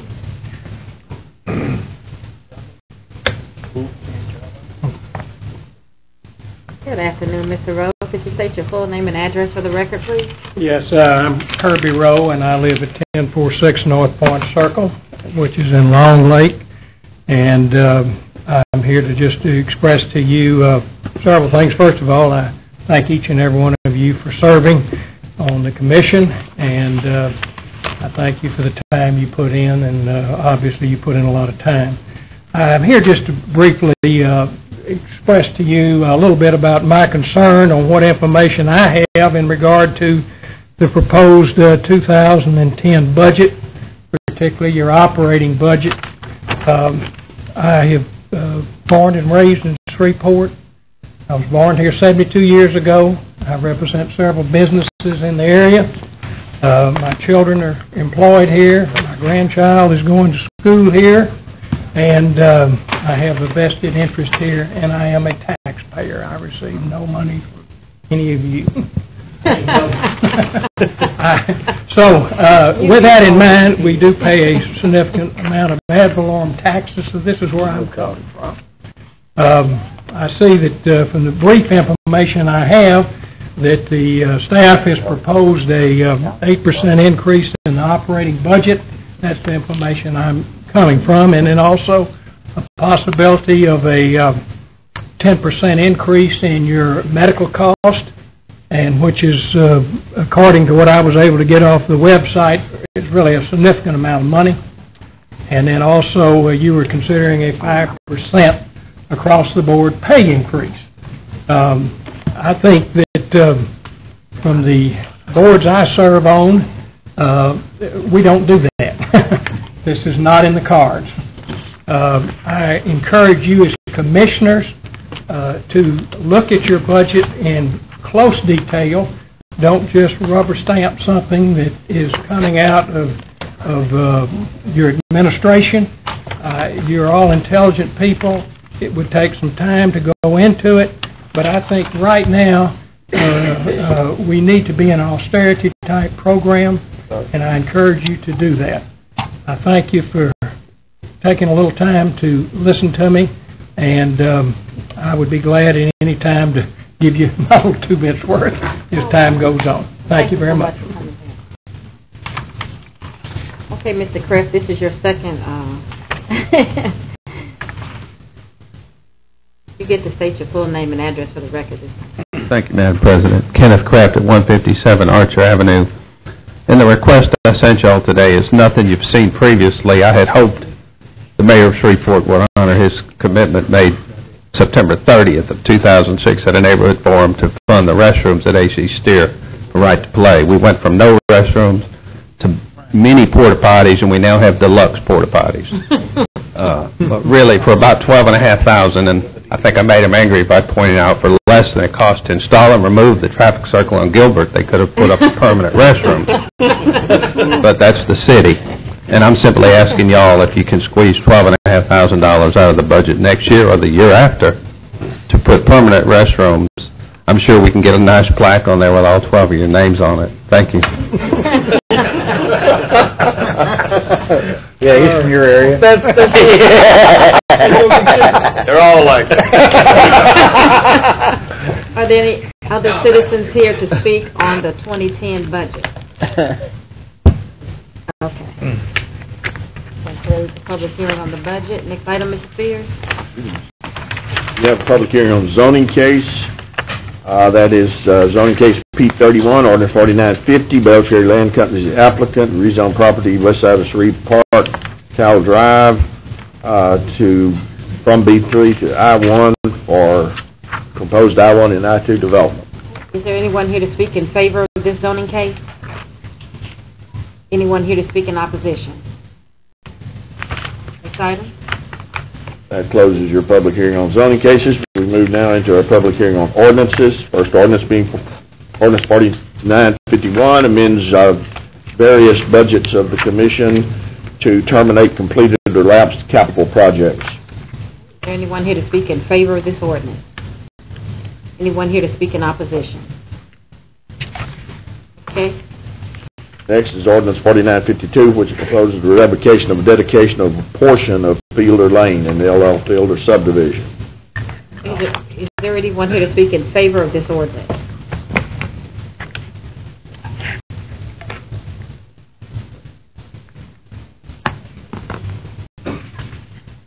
Good afternoon. Could you state your name and address for the record, please? My name's Robert Moffitt at 504 Lloyd Lane, 71106. I'm just here to speak in favor of the ordinance. We own both sides of the dedication that we're asking for the cancellation of that dedication. There is no other property owners that on either side of it. The levee is on one end, and then Fielder Lane, of course, is on the other. So it would drive straight into ours. It's got our, basically, it has our property severed at this point, and we're asking that this board cancel that dedication. This is purely for function and utility and nothing personal whatsoever. And so we ask the board for their support. Is there anyone else here to speak in favor of this ordinance? Anyone here to speak in opposition to the ordinance? Madam President? Yes. Could you state your name and address for the record, please? My name is Whitney Pesnell, P-E-S-N-E-L-L. My office address is 400 Travis Street, Suite 1100, Shreveport, Louisiana, 71101.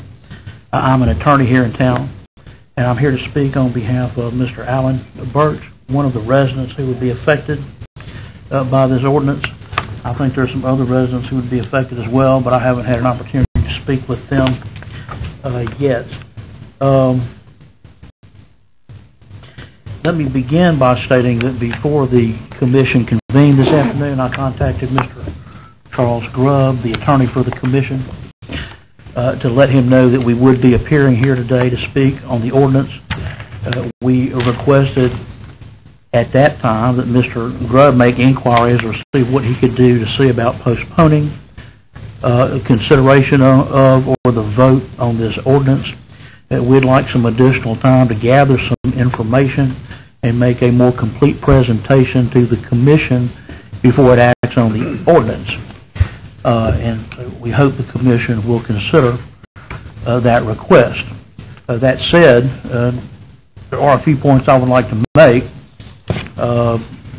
If the commission is not going to grant that request, or if the commission wants to hear the remainder of what I have to say before it acts on the request.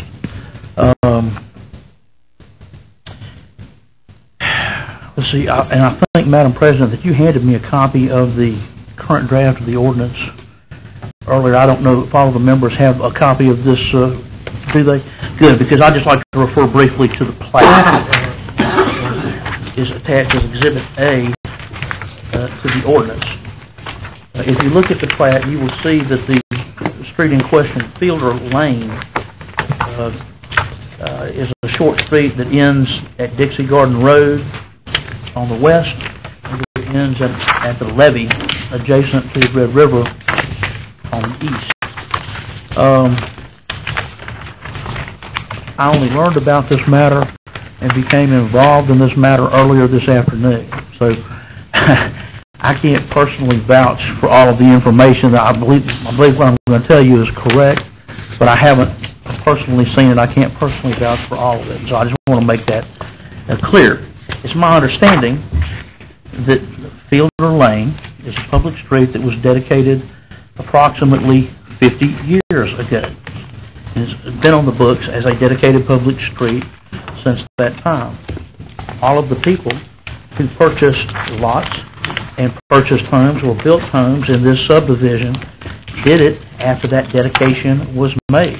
They did it with full knowledge of the dedication of the public street, and I believe had a legitimate expectation that they could rely on the fact that street was there and that dedication has been made. That was part of the deal when they purchased these lots and when they purchased these homes or built these homes on these lots. That was also in the public records and part of the deal when Mr. Moffitt, the applicant, who has requested that a portion of Fielder Lane be abandoned or released, acquired his properties. When he purchased these lots, this dedication was made. It was on the books not only for Mr. Moffitt's properties and their benefit, but for the other residents of this neighborhood and their benefit. Mr. Moffett knew about this dedication and knew about this street when he acquired his properties. So I don't think he can claim that he was unfairly surprised or that he had any legitimate expectation that Fielder Lane would be anything other than what it is when he purchased the properties. Now, if you look at the request for the passage of an ordinance abandoning part of this dedication, you will see that Mr. Moffett is not requesting the city pass an ordinance or do away with the entire dedication of the entire street. He's only requesting that the city pass an ordinance and abandon the easternmost 121 feet or so of Fielder Lane. Now, this is a bit of a problem because if you look at this, it looks like Mr. Moffett wants to retain the benefits of the dedication of Fielder Lane without any of the disadvantages or burdens associated with the benefit of Fielder Lane. He still is able to use a Fielder Lane, and he's still able to cross the properties of the other people who live in that subdivision to access his property. But he wants to do away with the part of Fielder Lane that goes across his property and gives the other citizens or the residents of this neighborhood and the surrounding area the ability to cross his property to access the levee, which is, and the lands located on either side of the levee, which is public property, property which they're entitled to access, property which they have the right to access and have in fact been accessing through this public dedication, this public right-of-way for years. We all live in subdivisions or have lived in subdivisions, and we all know that there are public streets and roads. There's utilities, there's water, there's sewer lines, there's electrical lines, there's telephone lines. And you need these things to provide services to the residents of subdivisions. Mr. Moffitt's going to need these things. It's my understanding that he or persons in his family intend to build a home on portions of the lots here, but they're going to need access to their property. They're going to need public services. In fact, there are public facilities on that property already. It's my understanding that and I don't know if it was the city or the parish, I'm assuming it was the parish, since this area is outside the city limits, installed culverts to facilitate drainage in this area along Fielder Lane and across the Moffett property some time ago. Those culverts were needed to solve drainage problems then. The city is going to need to maintain those and may need to expand on those in the future to serve this area, not simply the Moffitt's property, but the entire area. The presence of those culverts and those drainage facilities on the property limits what the Moffitts can do with the property. They won't be able to build across the existing right-of-way where the culverts are without impeding or interfering with the city's access and its ability to maintain that drainage. We know that the Moffitts, or at least I'm told, that the Moffitts plan to build on 2 of these lots that very construction could alter the drainage and necessitate further improvements. Not simply the maintenance of the existing drainage, but additional drainage improvements. We don't know what they intend to do or exactly where they intend to do it, but if you're going to build on the lots, you may well change the drainage. Yes, ma'am. Yes, ma'am. I have one other person that wants to speak for, and it's 15 minutes cumulative, so... For or against? Speaking against. I'm sorry. Against, that's what I meant to say. I'm sorry, I'll try to be brief, and I think there are 2 other people who want to speak against. Okay, I have a card for one. One of them, as I understand it, arrived late, and I don't know if he's had a chance to submit a card yet. Anyway, there are valid reasons for the city to maintain this street. It's been dedicated, it's been relied on, it's been used by the other people in this area for a long time. It's difficult for me to see how it will disadvantage Mr. Moffett or the other members of his family if this dedication is maintained. They're going to need access to their property. That's where the existing culverts and drainage project is anyway. They can't build across it. They're going to need additional services. They're going to need sewer, telephone, gas, electric. These things are ordinarily installed within the right-of-ways of public streets. We have one right now, but if you pass this ordinance, those won't be there anymore. That could present problems for the companies and for the parish. And as I said, the public is entitled to access to and use of the property at the levee. If you pass this ordinance, you're essentially going to allow Mr. Moffitt, as a practical matter, to effectively annex the lands on either side of the levee and the levee to his private property. It's true, he won't actually hold title to it, but if he can exclude everybody else from access, he might as well. I don't really think that's something that the parish ought to condone or ought to promote.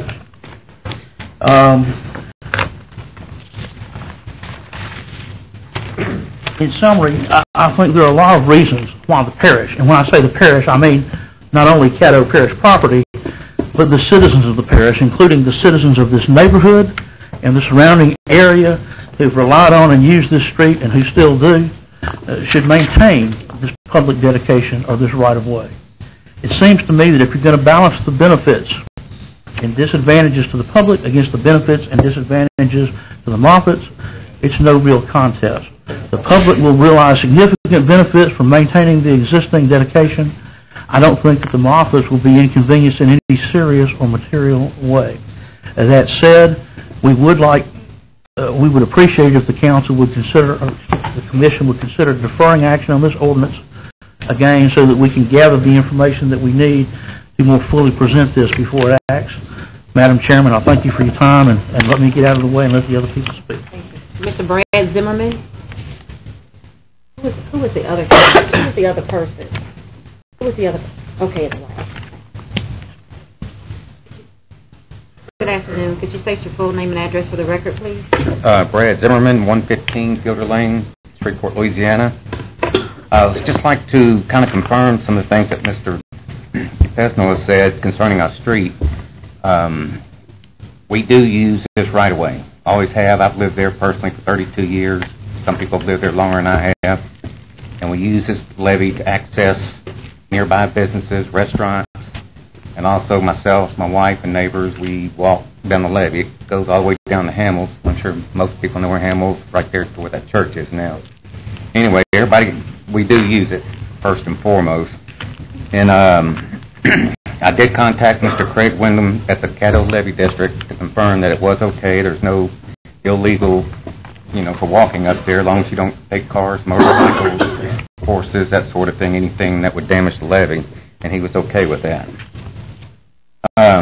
Closing this at the place that is being proposed to be closed, we are the last two houses on this street, and the property line would literally be on our driveways, which would make even backing out of your driveway difficult.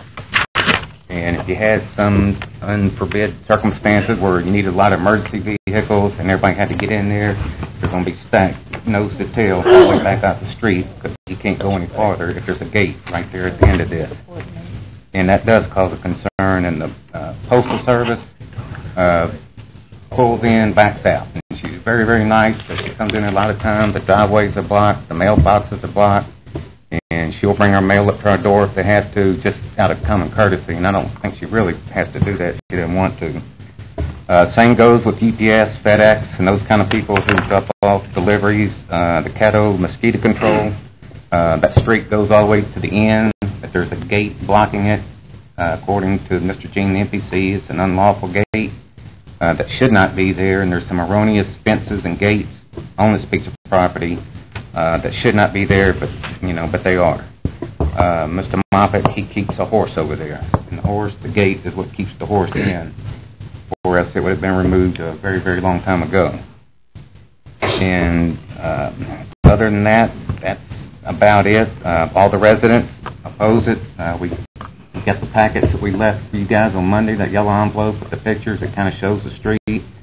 It's not, stray cars and boats and trash and all thrown out on the street. It's, very clean, normal street, that we all take pride in and take care of. And with that, that's about it for me, and I appreciate it. Thank you, sir. Mr. Alan Birch.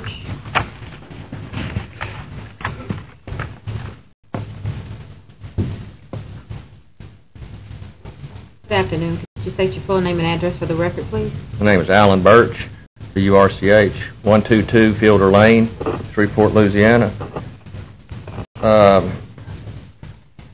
All 5 houses on this street signed a notarized document not wanting this easement to be closed. Collectively, we have 117 years of residency on this road. It just doesn't seem fair to me for the parish to give this to one person over and above the rest of us. Thank you for your time. Thank you.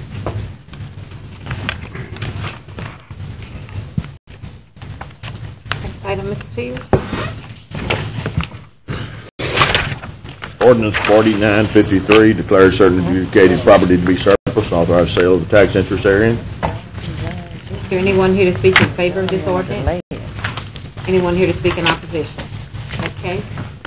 Have a local assessment ordinance number 45, reinscribed lien secured assessments for portion of Chanticleer Drive and Pilgrimage Way. Is there anyone here to speak in favor of this ordinance? Anyone here to speak in opposition? Next item. Local assessment ordinance number 46, reinscribed lien securing special assessments for Store Road. Is there anyone here to speak in favor of this ordinance? Anyone here to speak in opposition? Next item. Close public hearing on ordinances. We're moving now to final passage of the zoning ordinance 4950, zoning case P31, Belcherry Land Company applicant. Recommend approval. Second. Moved by Commissioner Everson, second by Commissioner Cox. Any discussion? Please vote.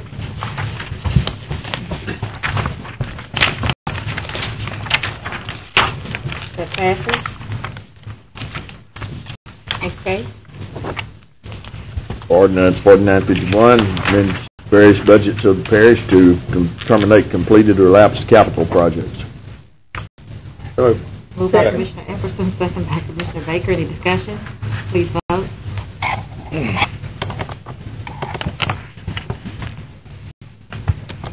That passes. Next item. Ordinance 4952 revokes the dedication of a portion of Fielder Lane. So moved. Second. Moved by Commissioner Escudé, second by Commissioner Baker. Any discussion? Commissioner Lynn? Attorney Grubb. Hold on, let me, Commissioner Lynn, let me let the maker of the motion first. Commissioner Escudé. Thank you.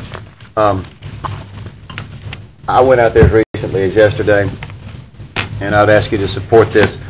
This thing, I talked to the administration, should have never went to the MPC in the first place. It's not a zoning issue. They're not asking for a variance. We happen to have this gentleman own some property that dead ends. I keep calling this a road. It's a stretch of overgrown, unimproved, whatever you want to call it, running through the middle of his property. Nobody drives back there. Nobody does anything. They may cut through it on the easement or to his property to access the levee, but it's as simple as that. The man wants to be able to build a house there. It cuts through the middle of his property. The fire chief assures us it's not a problem, and they have no intention of doing anything but backing in and out. The school bus route doesn't run there. The mail vehicle has enough of a turn radius to do it. Right now it is used by the parish. It just goes straight to the levee. We use it for nothing. Trash pile, the burning leaves on it. You know, so I mean, it's our liability issue. But anyway, they're burning leaves on it. I don't know what's going out there. We have no use for it. Mr. Whittington, would you please come forward? Yes. You've looked at this. You've studied this. Yes, sir. In the recommendation of the parish engineering department, is there any compelling reason why we need to hold on to this piece of right-of-way? No, sir. And I'd like to just make one thing clear. Mr. Pesnell addressed some drainage structures, which we did do a drainage project back here. In the ordinance, we have reserved our right to get in there and work on that. And I think the biggest drainage structure is actually on a piece of property, not on the dedication. It's on a piece of property that Mr. Moffitt now owns. Right. So in light of that, I'm asking you to let the man build his house, enjoy the peaceful use of his property. What we really have is an issue between Mr. Moffitt and the parish. The adjacent properties owners would, of course, like to continue to be able to use that property or cut through that property, but it really has only to do with the parish and Mr. Moffitt. It's kind of like if I had a piece of property, and my neighbors, I didn't live on it, and they were using it for 20 years to grow a garden, and all of a sudden I decided I need to use it to grow a garden, and they go, well, I want to keep growing a garden out there. But it's an overgrown nothing. And I ask you to let the man build his house out there. Let's get on the tax rolls. I don't think it's going to inconvenience anybody, as tight as that road is, any more than their inconvenience now. Thank you. Commissioner Lynn? Attorney Grubb, under Exhibit A, lot number 7, the land that will be dedicated or given to Mr. Moffitt goes about 3/4 of this property. Is that correct? Yes. Has the owner of lot number 7 been given the opportunity to take in half of the street? Answer that question for you, Commissioner. Well, yes. Can I answer that? Yes. Whoever can. Mr. Moffitt, if you're looking at the exhibit, Mr. Moffitt owns lot 7. Okay, I don't see this on here.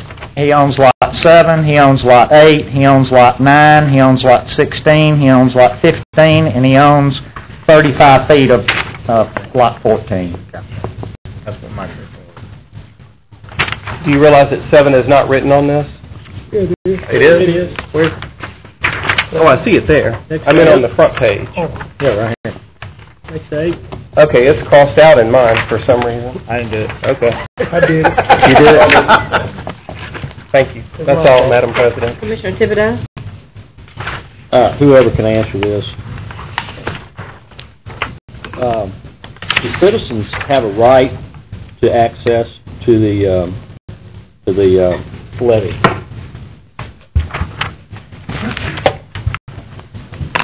Yeah, I don't know about access to the levee, but let's talk about the dedication itself. I think Commissioner Smith would be well aware of the situation where somebody went and found a unimproved dedication in his district and said, we're going to use it. So basically on a public dedication, we can exhibit a little bit of control over what they do in it, but we can't tell anybody they can't get on it because it's dedicated to the public. The levee? No, but the dedication runs and dead ends into the levee. Right, I see that. And that was my question. Are there any drainage at all over the portion that would be left open? Yes, I mean, just culverts under driveways. If we needed to get under these at some time or another. They're in our right-of-way. For the existing houses that are going to be left on the portion left open, yes, we can get there. So there's not any reason at all that the parish would need to have this dedicated street open for any. There's no reason that we need it. We're not going to. I can assure you, we're not going to build it, and we don't. It's a dead end. It goes to nowhere. Okay, and each of the property owners would pick up half of the dedication. Well, the width of their property. Right, but in this case, Mr. Moffitt owns on both sides of the portion, and he's going to pick it up all of it. But yes, in a normal case, it'd go half to one owner and half to the other adjoining owner. Okay. That's all. All right. We're discussing the motion right now. Something if I can't talk. No, can't do that at this point. Mr. Moffitt. I was on that. Okay. I had a question, and I don't have my... The acreage.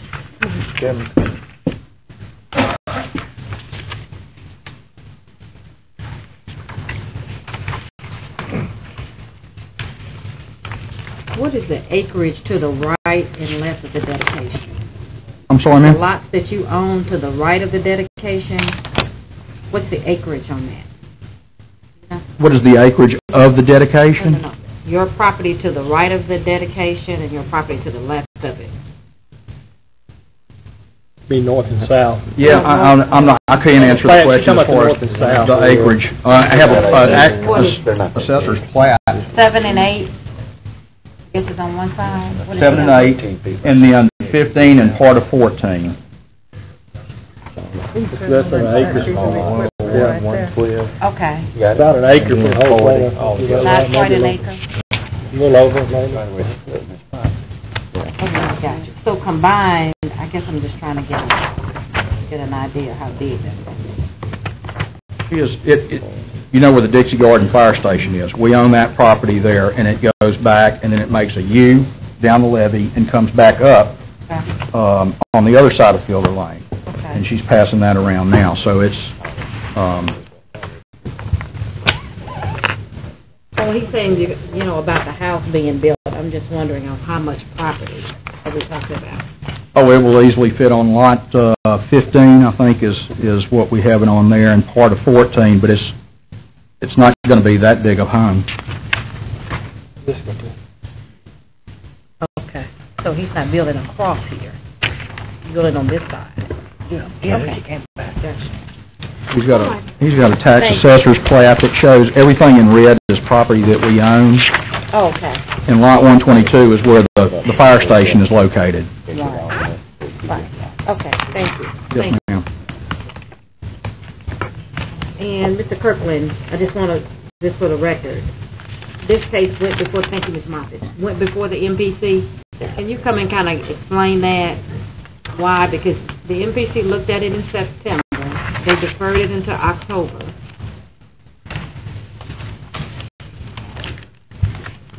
By law, anything in the planning jurisdiction, entire city plus 5 miles outside the city limits, any abandonment of any alley, roadway, or improvement that is part of your transportation plan, which is an officially, legally adopted plan, actually dealt with annually by the Council of Governments, North Louisiana Council of Governments, it is required that go before the Planning Commission, essentially to review as to whether it's needed or not in the system.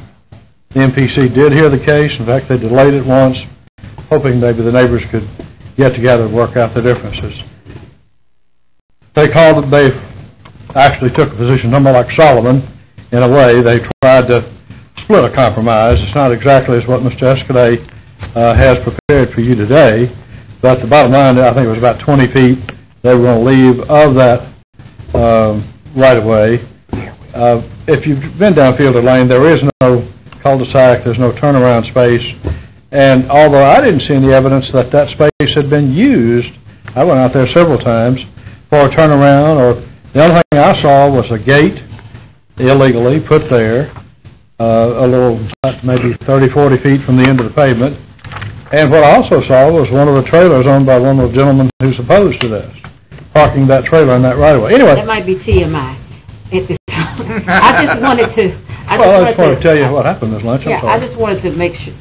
I wanted to really address the jurisdiction of it coming before the MPC, because I heard some discussion about... No question about jurisdiction. Okay, thank you. But the board approved it, but it's y'all's jurisdiction to make a final decision. Okay, thank you.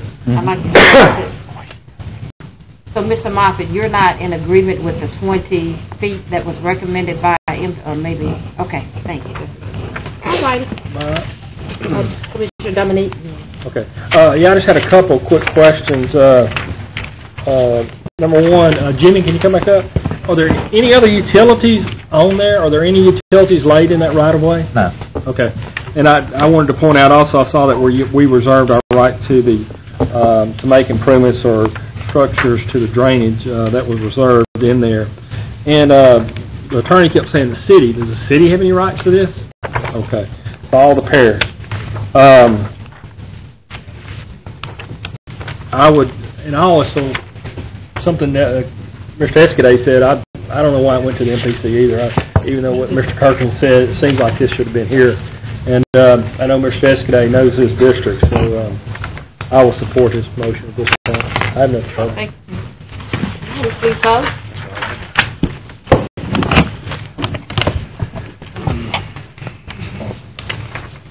And that passes.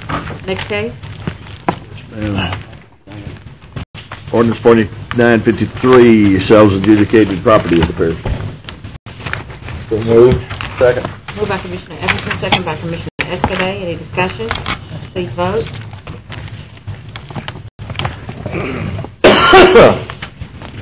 Commissioner Baker, Commissioner Dominique. Okay, all right, that passes. Next item. Local Assessment Ordinance 45 secures assessments for portions of Chanticleer Drive and Pilgrimage Way. Move to approve. Second. Moved by Commissioner Smith, second by Commissioner Pearson. Any discussion? Please vote. It passes. Next item. Local Assessment Ordinance 46 and secures special assessments for Store Road. Move to approve. Second. Moved by Commissioner Smith, second by Commissioner Thibodeau. Any discussion? Please vote.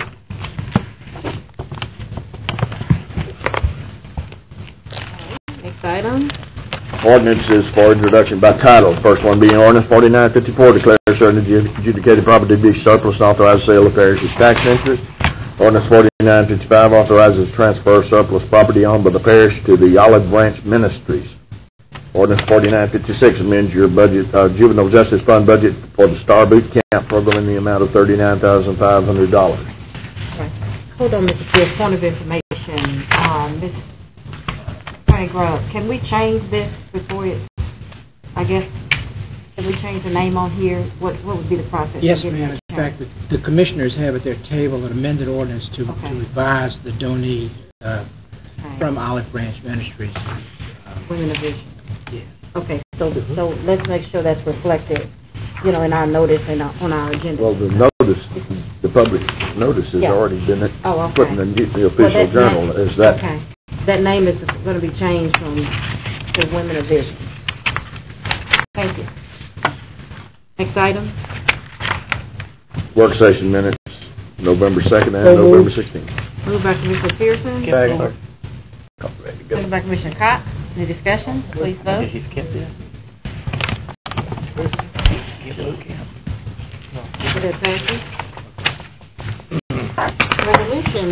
Resolution 53 approves the 2010 annual budget of the Shreveport-Bossier Convention and Tourist Commission. So moved. Second. Moved by Commissioner Lake, second by Commissioner Epperson. Any discussion? Question. Commissioner Escaday. Got some questions for you, please.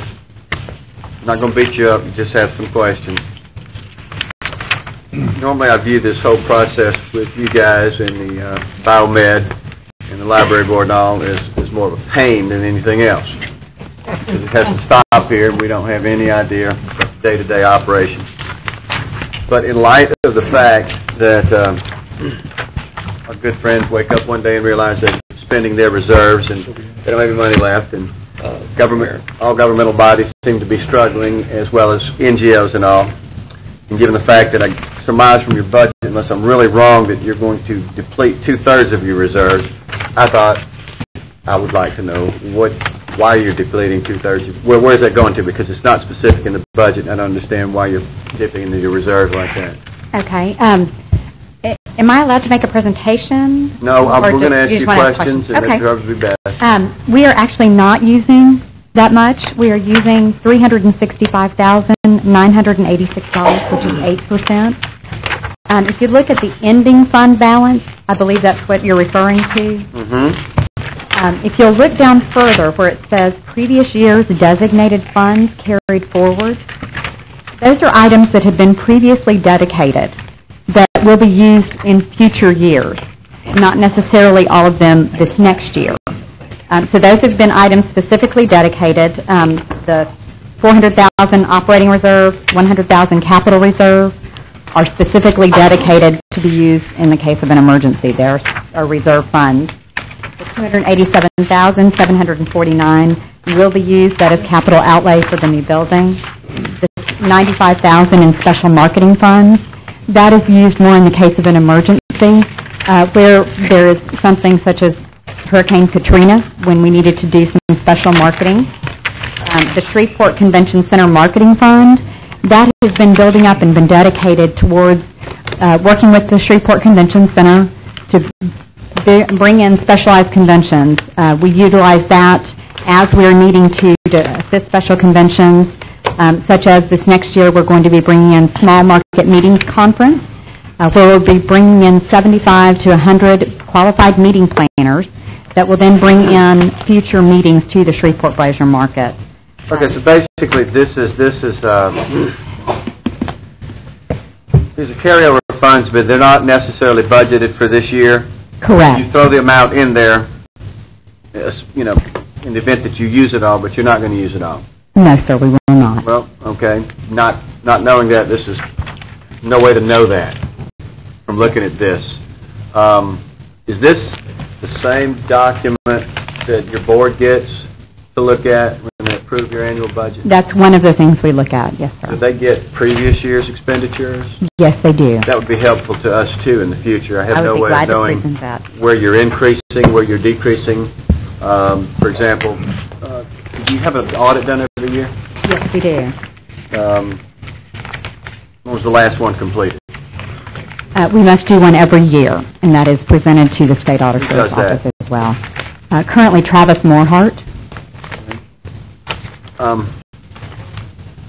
Next year could... So I just have a question. This is not the internal document you use when you're presenting your budget to the board so they can vote on it. That's one of the documents we use. I've also presented you with today our destination marketing plan. No, I'm not worried about the market. Let's just stick to this. I want to save some time. I don't want, if you don't mind. Okay. What I'm wondering is how your board can look and you just take any line item, say administration salaries, and if this is all they get, that's the figure they have. They don't know what it was last year. They don't have a comparison. They don't have a comparison to any of these line items. I mean, we don't. So I'm wondering, is that how they determine whether or not they're going to approve your budget, or do they have something that's detailed and the dots connected? We look at both budgets, the previous year and the proposed current. So you got to take this year and last year's and put them side by side? And we look at those and we address the changes that are being made. I'm sorry? Who does your accounting work? We have internal, and then we also have Scott Croft with me, who's our CPA. Okay, I mean, no, it's fairly primitive stuff here, like Windows 95 Home Edition. Actually, we use, for our accounting processes, we use Solomon, which is one of the premier databases, I'm sure you have a copy of the parish's budget, the city budget, and I might suggest you take a copy of that and use it as an outline of how to present information so that people like me can really understand it without having to ask these questions. It's confusing, and I normally wouldn't ask these questions except that didn't understand your expenditures and reserves and where that was going. Okay, so that leads to a lot of questions because it doesn't answer it. What's your percentage of salary increase from this year over next year? What's your percentage you're going to increase salaries? We're expecting about a 4% increase. 4% over 2009? Yes, but we do not give cost of living increases. Ours are merit-based. I just need the numbers, please. You budgeted $181,000 for group health care and disability for 22 people. Are they all covered, part-timers too? Part-time is not covered. Part-time's not. So how many full-time people you have? We have 19 currently. 19. That's about $9,000 a person. I have to assume at that figure that's a full benefit. We do have health insurance. It previously was with Health Plus. Is it contributory or is it a full benefit? We offer full benefit for the employee. They pay for any spouse or child that they would like to add. You have listed that you have one leased vehicle. Do you own any vehicles? Yes, we do. You own vehicles? Yes, we do. Okay. That's where the all gas repair. Okay.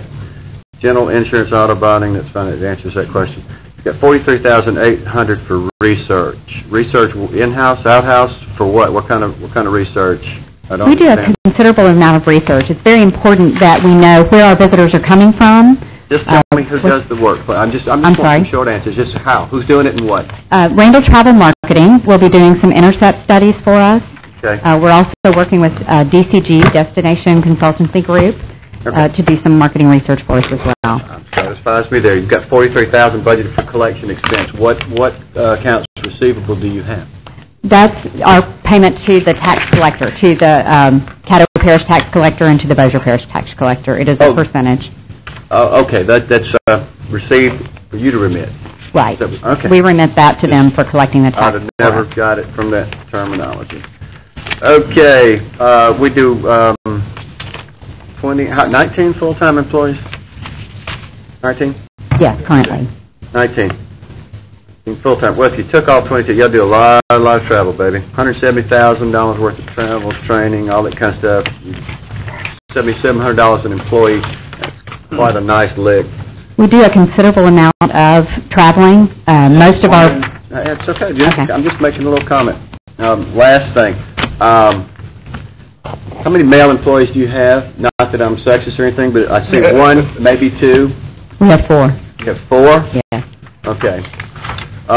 Administrative department, if you take salaries and benefits, there's 4 of you listed there. If you just average it, and I'm sure not everybody makes the same thing, $91,000 a year. If you take the next convention, 6 employees, average that $68,000 a year. The next one, 4 employees, tourism, $70,000, and the least of the least paid, and this is including the part-time under communications, would be $66,000 a year. That's a lot of money. That might be a good place to work. I'm just wondering what these people are doing for this. I can assure you that's not the salaries that our employees are making. Okay. I'd be glad to sit down with you. This document that you gave me and in the format it was given. Yeah. So it's very, all I know is what I see and what I read. Mm-hmm. So all I want from you is to assure me, based on this, that you're not going to have next year or the year after be short of funds. No, sir, we are not. Okay, because the only thing that got me really kind of concerned is, you have a line in here, and without knowing all these other details in comparison, you've got excess revenue, expenditures over revenue, and you look at that figure, and you don't know where that money's coming from and what it's going for, you just... We are conservative budgeters, and the $365,000 that we're expecting to use from this year's revenues carried over into next year is for one-time projects. So it's events and things that will be happening next year that will not be happening the following year. So if those funds are not available, we will not have to cut personnel or regular programs. I just didn't want any bad news next year. That's good. I'm done. Thank you. Commissioner Smith? Stacy, under the book that we received, repair and maintenance building, you have $30,000 under each one of the entities, administration, convention. What building do you repair? I know you're getting a new building built. Actually, we're adding on to the building. It is not new. The staff as a whole will basically stay where they are. The new building is mainly a new visitor center. So we will be maintaining the current building, and we're actually putting a new mural on the side of the building. The one that has been there for a number of years. So why is $30,000 for each one of the entities here? We just divide it that way, rather than putting all in one department or another. $30,000. Yes, it's time to replace the carpet and paint in the current building, as well as putting the mural on the side of the building, and it's time to replace the roof as well. That's all my question. It's very, very difficult. I'm like John. I took this, and it's very difficult to understand what you're doing, or how you're doing it, or how you arrive at your figures. And certainly, I can't. Well, I did, and I should have presented it to you earlier, but it just got back from the printer. The business plan is actually what we use in developing the budget, and that gives you the goals and the projects that are being done by the staff to accomplish our great feats, which this year we have been able to increase by 12%. Thank you, ma'am. Thank you, Madam President. All right. I see no other commissioners. Just for the record, when John is really tough on you, that means you're doing a great job and he loves you. Thank you. Is that right? Thank you, Ms. Brown. Thank you very much. Vote. Passes. Next item. All right. No old business on the agenda. New business, confirm the cancellation of the work session meeting on December 14th, commission meeting on December 17th. So moved. Moved by Commissioner Pearson, second by Chair. Any discussion? Please vote.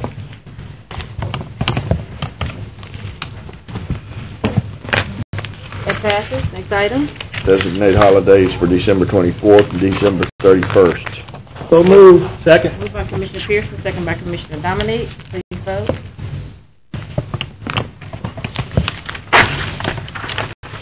It passes.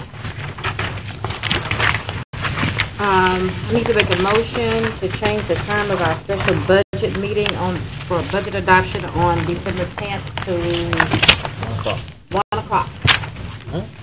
So moved. Moved by Commissioner Pearson, second by Commissioner Epperson. Any discussion? Yeah. There's Dominic. Why don't we change it? Commissioner Pearson and Cox have to be at the Louisiana Police Jury Association budget meeting at 6. Don't act like that, Don. Okay. Hey, we'll take you out back. He's a big old boy. Please I got called. I'm not going anywhere with you, man. That passes.